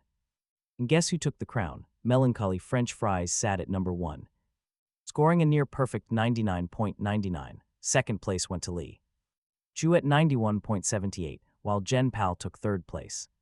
The system offered congratulations to Melancholy French Fries for claiming the top spot, with rewards arriving in 10 minutes. Next, the crimson fog would shift at 8 tomorrow morning to reveal a brand new map. He breathed a sigh of relief. Another total landslide. Turns out, he really was an unstoppable pro. Ian squealed with joy and pulled him close, boasting that she always knew. With their amazing train conductor, winning was a piece of cake. Ever since she joined him, her life had gotten infinitely better. Her initial fear had completely melted into the warm, proud certainty of being his main woman. He quietly praised her, saying she had done exceptionally well too. She beamed happily, saying she only ever wanted to be useful to her beloved conductor.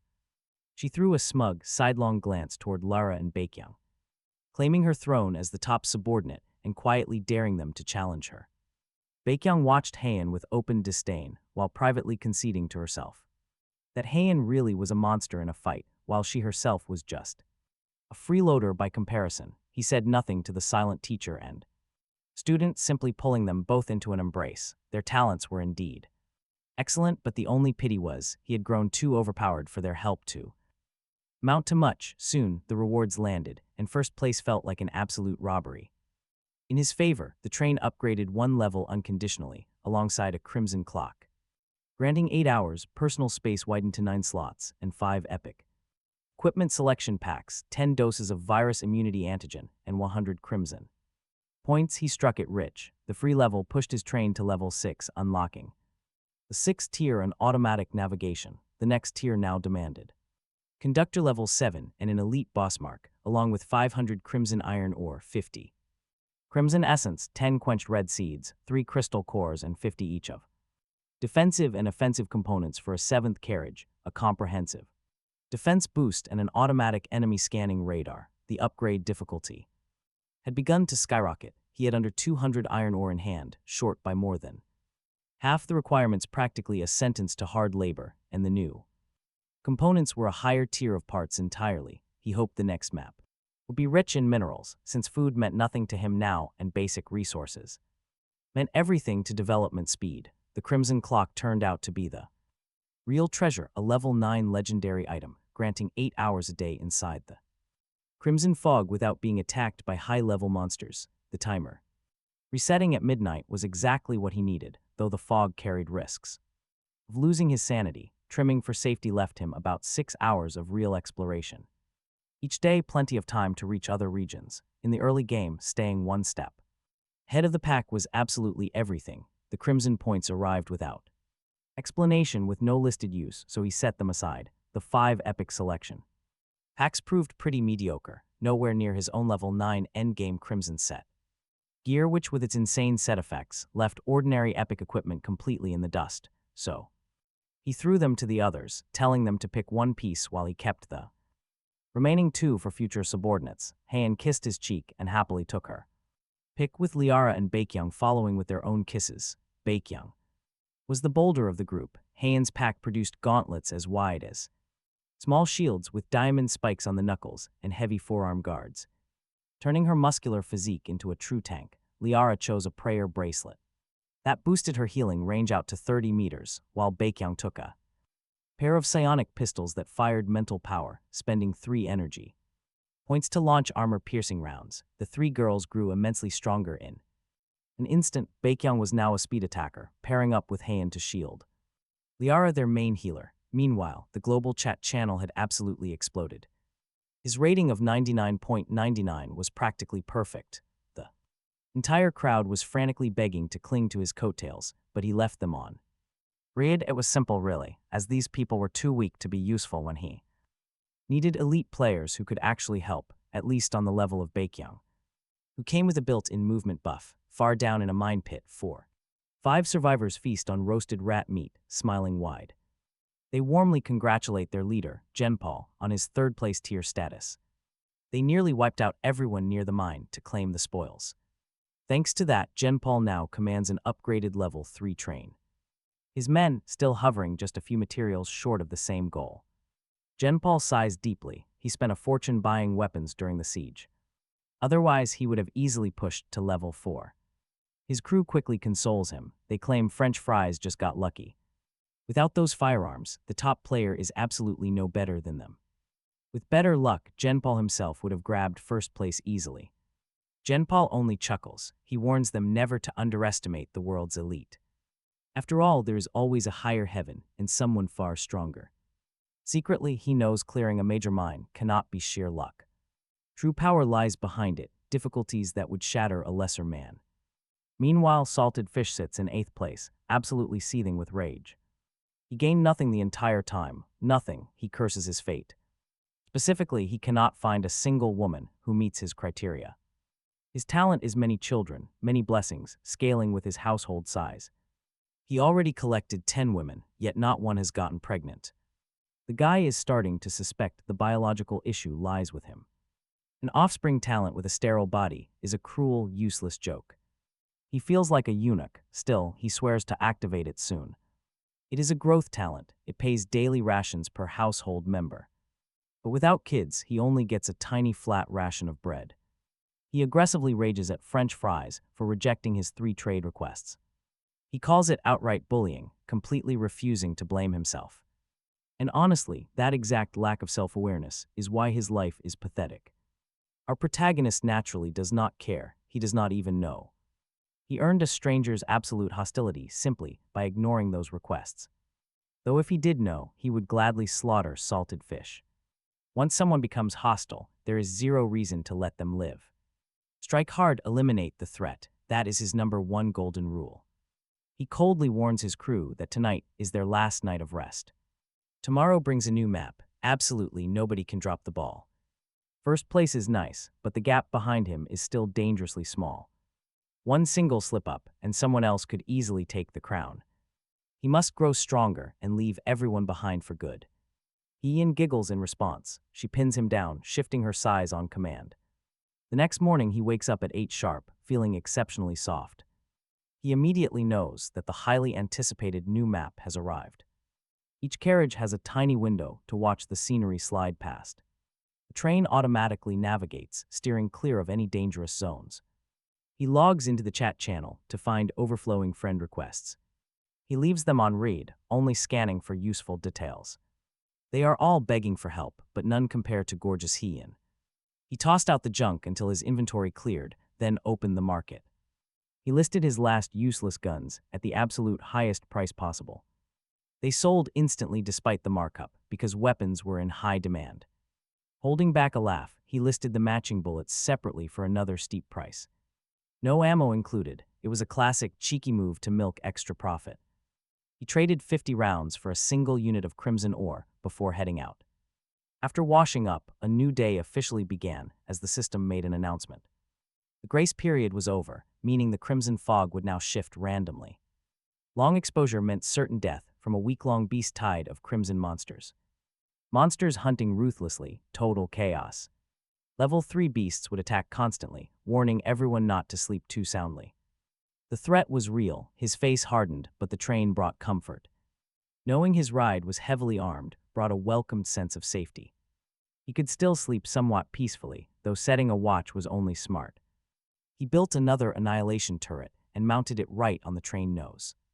With the extra defense complete, he felt calm enough to check the next route. They had just entered Ghostwood Forest, a level 3 danger zone. It offered rare wood, materials, food, and random blueprints. Gray fog wrapped the woods year-round, hiding monsters that hunted at will. He had to be careful. The previous level 1 boss was level 3. This meant a Ghostwood Forest boss would easily reach level 7. A creature like that could actually threaten him, since difficulty scaled with him. The stronger the conductor became, the deadlier this entire world would grow. Taking a slow breath, he kept the train parked on the outer edge. Charging into the unknown alone was foolish when he could gather teammates first. It was a real shame this was not the mineral-rich zone he wanted. Disappointments happen. He headed back to wake the 3 girls. It was time to get moving. The 4 of them stepped right outside. An eerie, deathly silence immediately swallowed them as they walked into the fog. Twisted shapes loomed. Gnarled white trees appeared through the mist. Strange white trees with split bark lined their path, raising his hairs. Feeling the dread, he scored marks into the ground so they could find their way back. They pushed forward as Bake Young shivered from the biting cold. Frost crusted the pale bark. After a while, he suddenly stopped walking. He realized the scenery had completely changed. Honkt asked what was wrong. He admitted they were lost, his chest tightening as he scanned the area.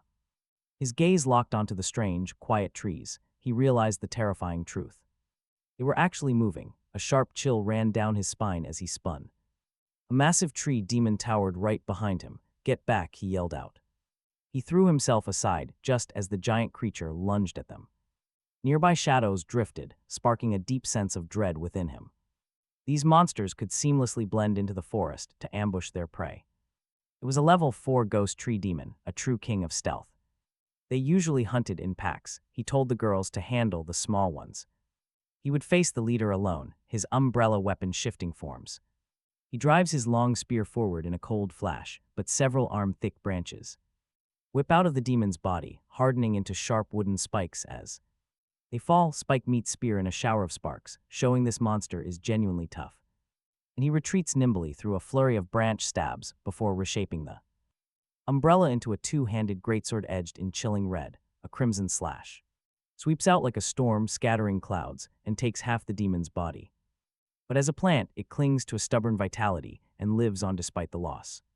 So he grips the hilt and brings the blade down on what remains until the monster shatters and a gray crystal core drops at his feet. The core is a quenched red seed, excellent, a random drop for train upgrades or equipment.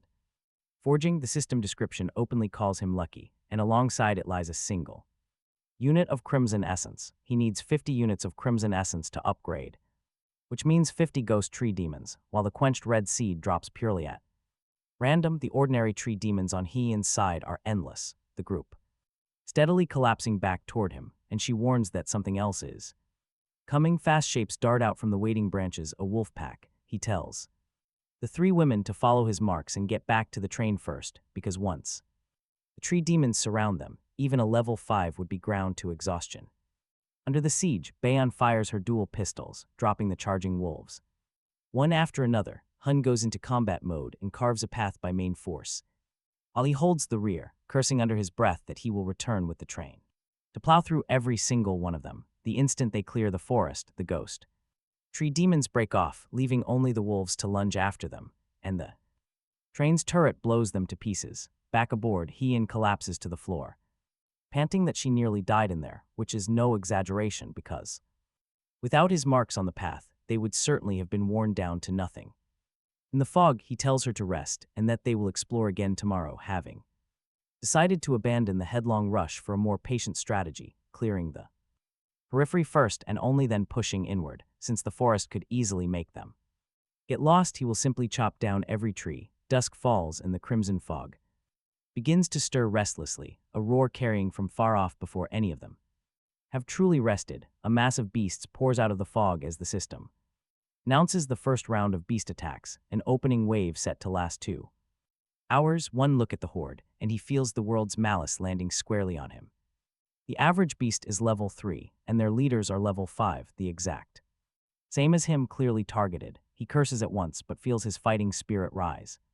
Because targeted or not, every last one of them is perfect experience. He turns to the 3 behind him, spear in hand, telling them to fall back into the train if they cannot win, especially Liara, who must heal them from the entrance, while the other 2 stay around her to clear whatever he misses, retreating the instant any elite appears so he can take it down himself. Their whole purpose is to share the pressure and keep the healer alive too. Keep him standing. Then he carries his 2-handed sword straight into the wave. The turret blasts a massive number apart before they close, leaving mostly level 5 leaders to reach him, and before the real fight even begins, he cuts down a few. He shreds ordinary beasts to stack up 9 layers of his continuous slash. Then he splits a level 5 lord clean in 2 with a single stroke. This power is genuinely terrifying, enough to trade blows with a level 6 monster. But crushing a level 6 boss outright, still a major stretch. Just then, a level 6 Tiger King lunges, leaving him trapped between it and the front Wolf King. He drives the wolf back but moves a step too slow. A tiger claw rips his back. A heavy thud but no wound. The crimson armor flares bright instantly, throwing the Tiger King off without leaving a single mark behind. That is the power of top-tier gear. Still, the king's raw force leaves a dull ache spreading deep inside his chest. Worse, stacking that continuous slash has burned his physique below 20. Thankfully, Lyra heals him at once. Warmth floods his body as he swallows an all-purpose vitality pill in a single gulp. Between her healing blessing and the pill, his strength climbs near 80. With half his combat power restored, he raises the sword and brings it down, slicing that level 6 Tiger King right in 2. The ground shakes, and a massive 7-meter-tall figure steps out of the crimson fog. It is a pitch black bear, and the system panel blooming across his vision tells him everything in one cold, brutal sentence. The first wave of the beast horde has finally produced its boss, a black bear king sitting at level 7, carrying adamantine claws, earth stone armor, and savage bear fury. The description warns him not to test his strength against it unless he wants to be beaten to pulp, which is basically saying he is totally outmatched. He is only level 5. The jump to level 7 is a massive qualitative gap, not a numerical one. He feels heavy pressure land on his shoulders the instant he reads it. No time to weigh options. The Black Bear King's fist crashes down before he finishes thinking. The roar of it slamming the earth rattles his teeth. His annihilation turrets fire without pause, hammering the boss in a steady drum roll, peeling away that stone armor 1 round at a time. He breathes out, tightens his grip on the greatsword, and unleashes his strongest move, 9-layer. 1 character continuous slash, sharp blade, crimson slash. The weapon flashes with a chilling scarlet halo as he swings, tearing deep into raw flesh before burying itself deep in the bear's hide. Then it stops. The edge has only carved through half the body before it wedges tight, stuck inside the beast. And that failure costs him. The pain drives the Black Bear King into a frenzy, and a paw the size of a car door swells in his vision as it falls toward him. He tries to dodge, but 2 leader-level Beast Kings dart out at the exact same instant and cut off his escape. Li Hien reacts before he can curse his luck. She sprints in with her fist shield raised and slams both level 5 Beast Kings off their feet, moving like a war goddess who has decided the matter. Personally, Baekhyun fires twice, 2 armor-piercing rounds punching right through. The chaos then layers a speed boost over him so his body goes light. He slips.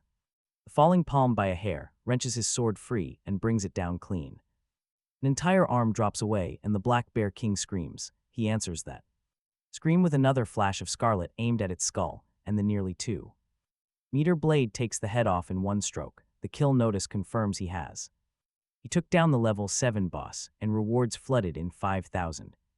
Experience a Crimson Crystal Core, a unit of Crimson Essence, and a skill book called Savage Bear Charge. The experience pushed him straight to level 6, and the ache in his chest eased as his body knit itself back together. He chose to decompose the carcass, and the train warehouse swallowed the whole 300 units of premium level 7 beast meat on top of mountains of lower grades. He had badly underestimated this event, and the sweat on his back proved it. Lee Hayan cleared the last stragglers and ran over, her eyes scanning him for wounds. He waved her off, telling her it was nothing, only minor internal injuries from the recoil, and the crimson armor kept him from looking worse.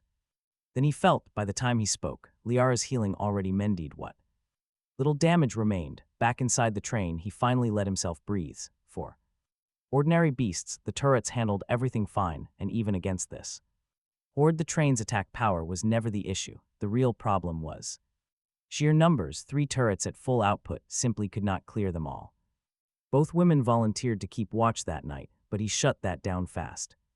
Baekhyun was the better pick, since her dual pistols could pick off any stragglers cleanly, and Lee Hayan was too valuable a fighter to waste. On a sleepless shift, he handed the Savage Bear Charge skill book to Lee Hayan. He told Baekhyun to take the first half of the night, and himself the second. Then he scheduled Lee Hayan and Liara for the next evening. They had 1 day of breathing room before the second wave, and the other beasts roaming the forest were ordinary enough that a single guard could manage. He had Liara roast 4 cuts of the level 7 premium meat to nourish their blood and energy and strengthen their bodies. Right now, nobody else in this entire sector had meat this good. The train still needed work though. His attacks were too single-minded, every weapon fired straight with no area coverage, and if he had any splash damage weapons, he would never have stepped off the train.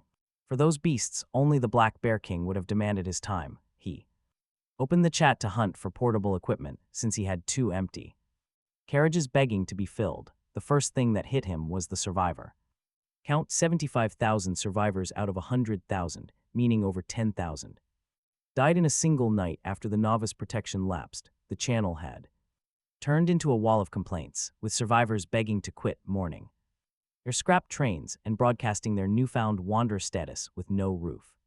Nothing but beasts at their heels, so that was the cost of losing a train. They did not die outright, simply becoming prey with nowhere to run, which in this world amounted to the same thing on a delay. He listed all his beast meat below level 5 for sale, and posted a buy order for portable weapon blueprints or finished products. The reaction was immediate, the same chorus of awe before useless chatter buried his message, and private messages stacked up faster than he could read them, most deleted at a glance until one caught his eye.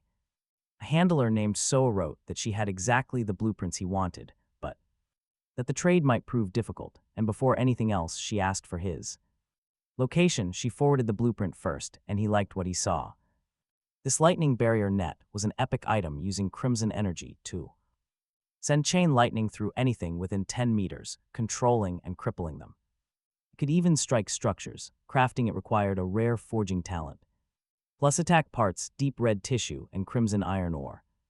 This was top-tier gear. Fries told her he was in the Ghostwood Forest, asking if she had the forging talent, noting she sounded in deep trouble. She quickly replied that she was in that very forest, pinned by beasts, explaining she was an enchanting blacksmith who would trade the item if he saved her. She just needed him to spare some extra materials to seal the deal. She was incredibly close by, and exactly the crafter he had been seeking. So Fries answered with cold, brutal honesty. If she died right next to him, he would get all her dropped items anyway, completely free of charge. That harsh logic stunned her when Soa finally managed to reply. She forced a brittle laugh, calling his grim way of thinking truly unique. He left her message on read, absolutely savage, but her life was on the line. Sure enough, she came crawling back, offering to craft, reinforce, and upgrade his weapons completely for free, swearing to serve him from now on. He ignored that too, letting her squirm, waiting for her to completely break. But privately, he knew that if anyone else recruited her, he would track her down and eliminate her. Soon, she humbled herself completely and begged to know what he actually wanted, promising to deliver whatever he demanded. Only then did Fries slowly reply. He needed a loyal subordinate with a forging talent. She fit the bill, and if she agreed, he would rescue her.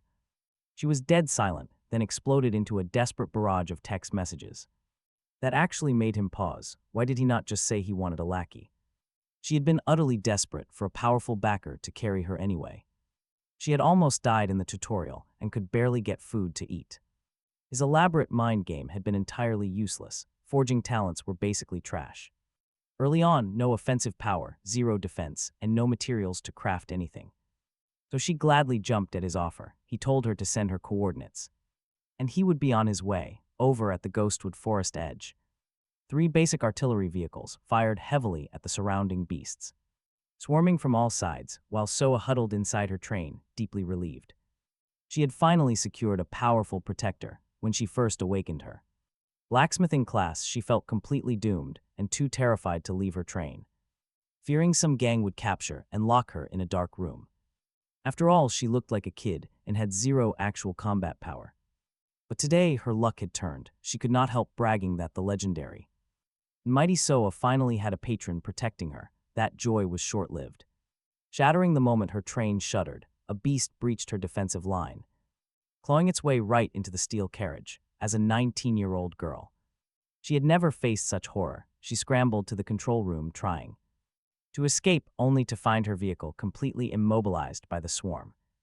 Terrified, she screamed into her comms, begging Brother Fries to hurry because her cute blacksmith was about to get bitten to death. Her voice carried, and Jingyang had just touched down, hearing every single word. The boss her level 1 train had spawned was a pathetic level 2 creature that his annihilation turret deleted with a single shot the moment it appeared, nothing more than a roadside stray. He crushed the rest of the swarm, walked up to her control room, and shouted that he was melancholy French fries, telling her she should open the door. The iron door swung wide, and the girl behind it looked him up and down with her eyes lighting up like she had struck gold. She clearly thought he was far too handsome, and the whole carefree edge dropped out of her voice as she adopted a syrupy shy tone, thanking the big shot and asking what she should call him. His face went flat. He told her to speak normally, introduced himself as Jingyang, and said she could just call him train conductor. Then he looked down at the tiny girl in front of him, unable to resist asking how old she was because she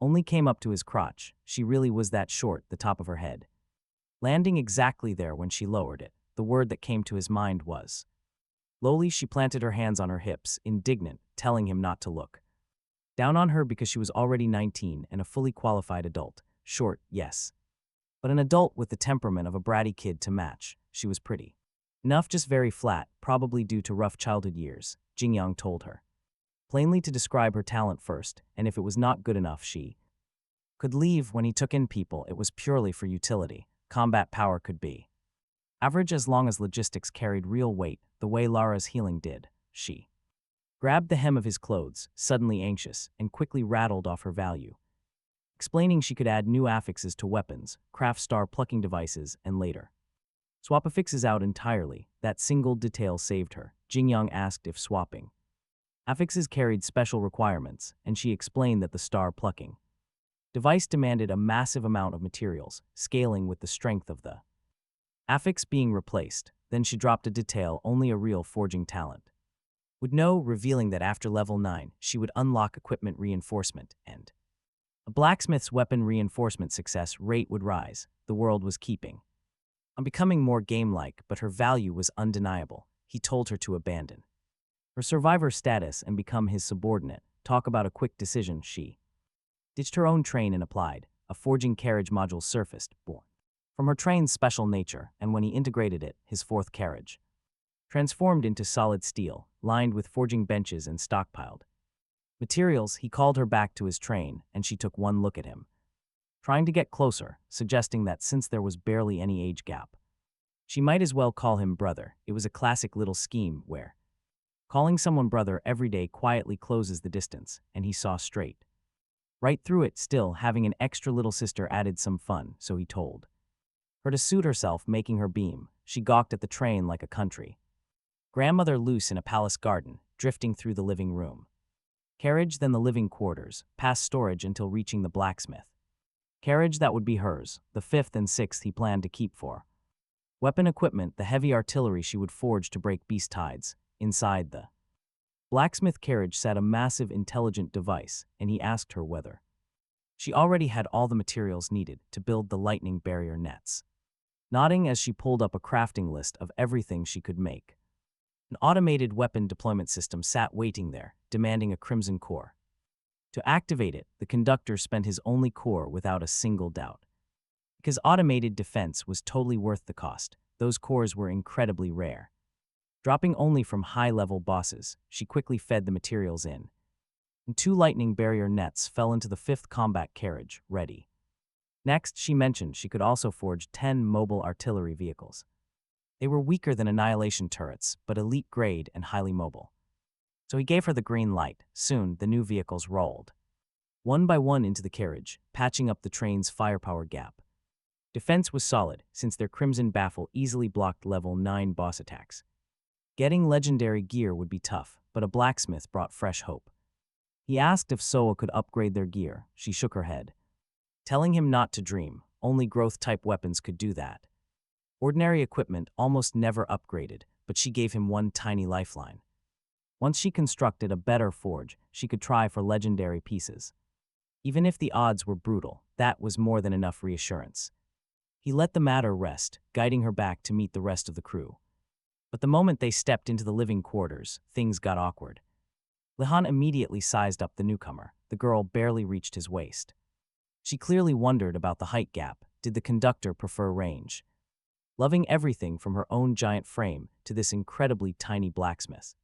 Soa, outgoing as ever, quickly introduced herself and greeted everyone warmly, telling them to call her sister Yu. Meanwhile, her eyes roamed over the 3 gorgeous women with blatant, playful admiration. She marveled at how incredibly well the conductor lived. Li Heian introduced herself first. Liara brought over a plate of freshly roasted premium boss meat, inviting her to eat. Baekhyung offered a brief greeting as well, so a bit into a slice, her wide eyes lighting up as her stats boosted. He confirmed the meal came from a level 7 boss. After dinner, everyone needed to rest. They were all completely exhausted from the long day. He set up a massive bathtub, easily big enough for the group. But before Soa even realized what was happening, she was shut out. Standing in the hall, she heard suggestive splashing through the locked door. Her cheeks flushed bright red as a sudden heat washed over her. She decided right then that she could not be left out anymore. Blending in was her ultimate survival plan. Outsiders never lasted long. She needed to prove her worth and charm, but one quick glance down at her own figure told her she needed a new strategy. That night, with Baekhyung on watch, a knock came at the door while he lay resting in Lihan's arms. It was Soa, freshly washed and wrapped in a bath towel, her fair skin looking flawless. Under the lights, her cheeks were flushed, though he suspected the heat was born of sheer annoyance rather than shyness. He playfully teased her, noting there was no need to cover up so carefully. Her face turned crimson. Still, she puffed out her cheeks and scolded her train conductor brother for teasing his little sister like that, looking cute, shy, and like the girl next door doing it. Then she closed the door behind her, and the system channel later confirmed her pleasure value spiked, raising drop rates to 150% with a critical chance. Climbing as a premium pleasure card dropped into his inventory, he left it unopened, planning to wait until evening to see what special events it might trigger. By 8 the next morning, Soal still had not surfaced, telling him everything about the little brat who talked big but folded the moment things got real. She insisted on taking on more than she could handle, and barely managed it. She was the kind of kid who was unskilled yet overeager, though her constant brother this and brother that did sit well with him. He left Li Heian to mind the house and keep an eye on the tiny one in case she wandered and got lost. Li Heian patted her ample chest with full confidence, telling him to leave it to her. If she had never become his subordinate, she might have held The second leaderboard slot herself instead of the rival who currently claimed it, but she knew everything she had now came from him, her devotion running clean and bright because of it. He had meant to add an affix to his thousand mechanism. Umbrella that morning, but one look at the half-dead state Soel was in.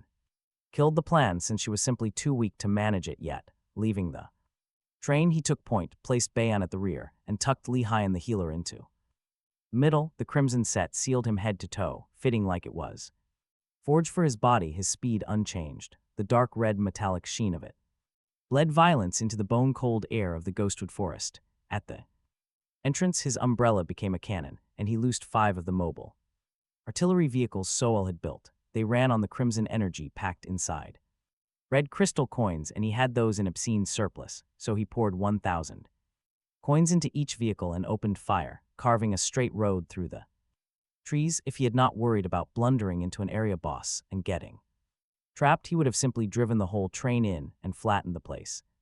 The ghostwood demon screamed as the forest turned into a sea of flame, and he took the lion's share of the experience. He told everyone to watch for dropped chests, since clearing the map this way was faster, though some high-level monsters survived the bombardment, forcing him to finish them by hand.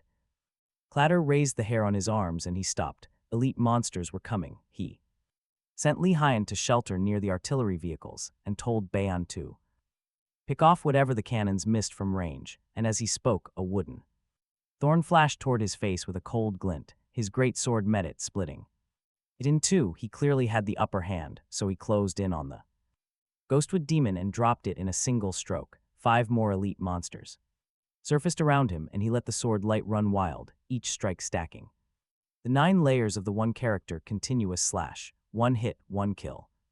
Then another. Talk about a completely flawless execution, over in barely 10 seconds, with level suppression and that 9-layer passive working together. Ordinary elites simply could not threat him anymore. When the surroundings cleared, he spotted a chest dropped nearby and put a round into it.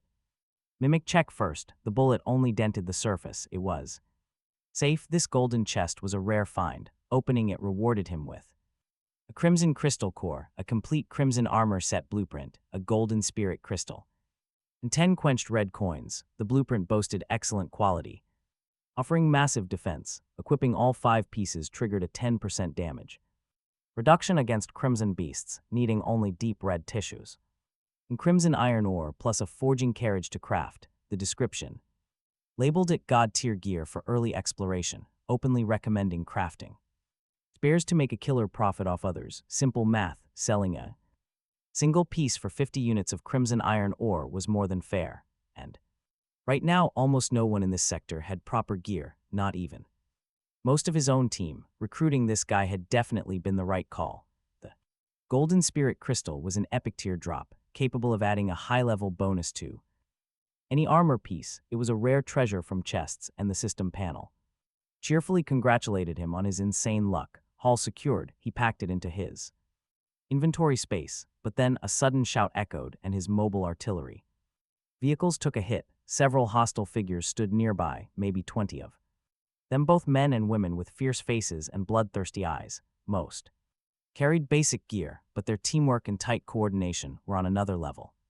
Compared to common thugs, he narrowed his eyes, recognizing this threat, maybe Jang Pao or Li Wei or some other big shot from the leaderboards. He kept quiet and observed, locking his gaze onto the rugged man leading them, who gripped an excellent tier iron axe. The leader was tall, weathered, with a jagged scar running from his brow down to his mouth. Absolute arrogance burned in his stare. He sensed the gaze and stopped, sizing up the young man's strength. A flash of caution crossed his face when he noticed the high-end armor the man had undoubtedly pieced together that this heavily armored kid was none other than the top-ranked player, Melancholy French Fries. The dozen thugs behind the leader spotted his 2 companions next, their raw greed instantly flaring.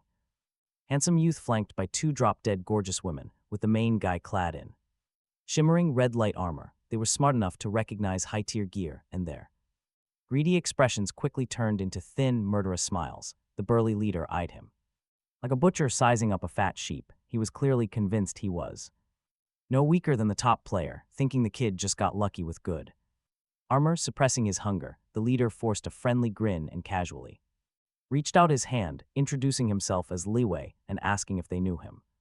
The young man remained outwardly calm but laughed on the inside. Those greedy eyes had flashed with pure hunger, a classic smiling tiger hiding a blade. Honestly, they arrived right on time. He desperately needed some cheap cannon fodder for scouting, and this group of 20 fit the bill. He took the leader's hand with a warm chuckle, pretending to be thrilled to meet the great second-rank boss. He introduced himself as Bomb, his little sister Bioma, and gestured to their third companion, Chuhua. He pointed to the baby-faced, curvaceous Baekyoung first, and then to Li Haiyan. The leader's hand froze solid, irritation visibly creeping across his face at the clearly fake names as he grumbled under his breath. He realized the kid wouldn't even give a real name and wouldn't be easy to fool. Chuckling to hide his greed, he leaned in with a warm, probing tone, asking if Brother Bomb was here to explore the Ghostwood Forest too, suggesting they should travel together for safety, get the information first, then move. Bomb smiled and asked if they'd be a burden since they only had support talents. Right then, Lara picked up the cue, explaining that she and Ba only possessed buffing talents, while Bomb was a mechanic who relied entirely on mobile artillery vehicles. That only deepened the greedy gleam in his eyes. No wonder they were fully geared. Thinking he had found a weak mechanic, he glanced at the 5 vehicles, scheming how to disable them before striking. He claimed his team happened to need support classes, inviting them to join the crusade against the area boss, never showing any hostility while rapping his tone concern if Bomb hadn't hit level 6 and learned to read micro-expressions. Flickering across his face, he might have been fooled, so he played pleasantly surprised, worrying aloud that their combat power was too weak and they could only support from the rear. After all, Bomb wasn't about to refuse free pathfinding consumables. The bald leader waved it off, rubbing his head and claiming his team had nearly 20 fighters and only lacked support. In his mind, the plan was already set: steal their gear and force all 3 to become his subordinates, regardless of gender, since their abilities were exactly what he wanted, perfect puppets to control. A few of his men chimed in about survivors helping each other, but their acting was terrible, with greed completely undisguised in their eyes. Bah agreed cheerfully, playing the innocent newbie, and let them lead the way deeper, he suggested. Bomb's artillery vehicles take point to clear the path, since in his eyes they were the only real threat, and Bomb played along. The team had clearly scouted the terrain already, navigating the forest with ease past several scattered corpses that were obviously their own pathfinding consumables. Bomb didn't underestimate Li Chu. Anyone who could assemble a squad this large possessed real strength, making him the strongest leader he'd seen, but targeting Bomb was a massive mistake. Anyone who targets him dies. Soon, they stepped into a wide clearing of barren ground choked in gray mist, with a massive shadow looming in the distance, radiating an aura that sent shivers down his spine. Surrounding it were elite ghosts. In the system panel identified the giant as the Ghostwood Tree King, level 8, armed with 6 skills. It was the true ruler of the forest, an ancient spirit that usually slumbered, level 8 with 6 skills, and his heart sank. This was absolutely absurd for a level 3 difficulty map, and the only explanation was that the boss's deep slumber artificially lowered the rating for a level 6 mechanic like him. This boss was overwhelming, especially since the gap from 6 to 7 was a chasm, let alone 8. He wasn't stupid enough to charge in. Better to let them fight first, test their strength against the boss, and run the second things went south. Meanwhile, Li Chu explained that they had already observed the Tree King wouldn't wake up unless attacked, so they planned to clear the elite monsters first. Drawing his chilling axe from his shoulder, Bomb asked what he needed to do and was told to simply watch from the sidelines and position his 5 vehicles to support their attack. That was the whole plan: use him to grind the elites down with his cannons, keeping his own crew fresh. Fighting the boss itself, not a chance. At level 3, picking a fight with a level 8 area boss was pure suicide. That was a risk he had zero stomach for. He charged in with his squad, hanging safely behind the war machines, while our guy stood back and measured them. Their leader was barely pushing level 4, his strength too pathetic to break stone. 3 others sat at level 3, while the rest barely hit level 2. For anyone else, they were a strong squad, but against him, they were nothing. They were just stray dogs. He immediately set his 5 vehicles to standby and recalled them to his pocket space. No sense letting them take damage. For no reason, the lives of these 20 scavengers were not worth a single gear. Now that he knew where the boss nested, these parasites were completely useless. He called out that his vehicles were out of fuel and useless now. A greedy joy flushed across Liu's face. He thought his moment had arrived. But this zone was too dangerous, so he called a hasty retreat. Claiming they underestimated the monsters, let him keep acting, he thought. If he did not put every single one of these dogs down, he was useless. Once they gained some distance, the group ground to a sudden halt. Liu dropped his fake smile, his voice hardening as he cornered our protagonist. He suggested the kid, with the broken ride, stick close for support. Support, he just wanted to pick him clean. He declined the offer easily. Stating he would head back alone, instantly the leader's face twisted in rage. A dozen fighters quickly stepped forward, boxing the three of them into a tight circle. Our guy feigned absolute confusion, asking what they thought they were doing. That act convinced Liu that the kid was completely out of options. He snorted, demanding the armor in exchange for a subordinate position and his life. With the monsters gone, he dismissed Liara and Li Haiyan as harmless sidekicks. The protagonist let his own face go blank, staring back like at an idiot. He remarked on how incredibly fast the leader had flipped the script on them.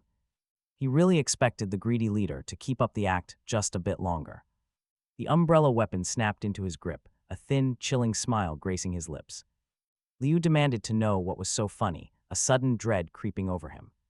The leader slid backward, while his oblivious goons thought they held the cards. He told them the slaughter was starting now, his voice freezing their blood. The hidden blade tore through the closest thug, splitting him clean in half. An instant level 3 kill, the remaining fighters froze, staring at the corpse. They could not process how easily a survivor had just been butchered. Panic screams erupted as Li Chu finally put all the terrifying pieces together. He realized exactly who this was, cursing his luck for crossing rookie number 1. Revenge was out of the question, they only wanted to survive now. Watching a level 3 fighter get torn apart like trash ruined their spirit. They immediately scattered. He ordered B to let absolutely none of them escape. Her dual pistols raised up like the scythe of death, locking on her targets. Gunfire cut them down in perfect rhythm, while our guy closed on Liyue. The coward begged frantically for his life, but the cold blade showed absolutely no mercy. He stepped in, ending him mid-plea, and told Baekyoung to leave one alive for. Questioning after the swift slaughter, only a single level 3 survivor remained. His leg was broken, thrown in the dirt and trembling, unable. To meet Lihan's eyes, he gathered the spoils first, over 3,000. Experience points nudged his progress bar up about a tenth, past. Level 6 the experience cost ballooned, and monsters below level 3 gave him absolutely nothing. He needed level 4 and up to make progress with the loot packed. He looked down at the survivor, asking where his train was parked, offering a fake chance at mercy to locate the squad's hidden supplies. Letting enemies off easy was never his style.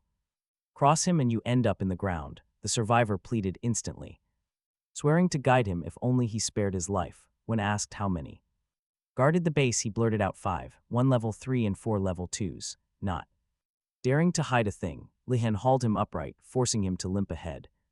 Groaning with every step, after an hour of slow dragging, they reached the forest outskirts where a massive line of trains stood waiting, a genuinely impressive sight. Talk about hitting the jackpot. The survivor told him this was it. Lihan told him he did a great job and could rest in peace, then nodded to Baek Young. She understood immediately, putting a bullet right through his head. The sudden gunshot roused the 5 guards, who scrambled out with weapons drawn only to meet a crimson sword beam, a blinding flash, and their heads parted cleanly from their shoulders before they even realized what hit them. The air around the train grew thick with blood, yet not a single ripple crossed his cold gaze. Because here, sheer ruthlessness was the only difference between living and dying. And anyone threatening him had to be erased. The panel detected 25 trains, 4 at level 3 and 21 at level 2, offering decomposition. He kept 1 level 3 intact to transport the haul and dismantled the other 24, yielding 500 defense and attack parts each, plus another 100 of the matching components. Sifting through the wreckage turned up over 500 pieces of crimson iron ore, over 5,000 red crystal coins, and tons of basic resources. Quite rich, his stockpiles overflowed again, plenty for Soa to construct dozens of mobile artillery platforms, completely blanketing their entire firing range. With fire, he told the crew they were heading back to sort the haul, relaxed. For the first time all day, he had the exact location of the area boss. So the plan was to grind until reaching level 7, then challenge the Ghostwood Tree King inside the passenger carriage. Meanwhile, So had only just rinsed her mouth and stretched, complaining bitterly that she did not even know when she had passed out, calling the whole thing incredibly humiliating and wondering how she would face the others now. The rest of the crew fought the train conductor and held their ground while she got knocked out instantly. Then, a sudden noise outside cut her sulking short. Hurrying out, she spotted an unidentified train approaching and immediately screamed warning of an attack, ready to shout for Lihan, only to find him already armed and braced for battle. The train rolled to a stop, his figure stepped out and Soa sagged with relief, immediately scolding her train-conducting brother for scaring her half to death. Lihan approached with a glowing smile, though worry lingered beneath her joy as she asked what this was. He casually told her it was nothing, just a survivor squad he had wiped out on the road with the loot waiting in his train. He asked her to help move it. When he opened the warehouse, the massive hoard of resources hit Soe's eyes like a dream she could not believe. Stepping out of her carriage, she rubbed her tiny face and picked up a single piece of crimson iron ore, stars shining in her eyes. She asked if all of this was truly crimson iron ore, and if it was far too much. It was enough to upgrade his entire train into a massive war fortress, and with enough red crystal coins, they could flatten the entire forest. He told her that once they got back, she should start building artillery vehicles. The more better, since he could easily afford it, planning to set up a defensive formation and with the lightning grid to sweep the forest clean. She promised to deliver, already planning how to grind her blacksmithing experience, knowing that raising her forging talent demanded non-stop work since she was still only a tier 1 blacksmith. Then he remembered he had 2 trait unlocking items on him, so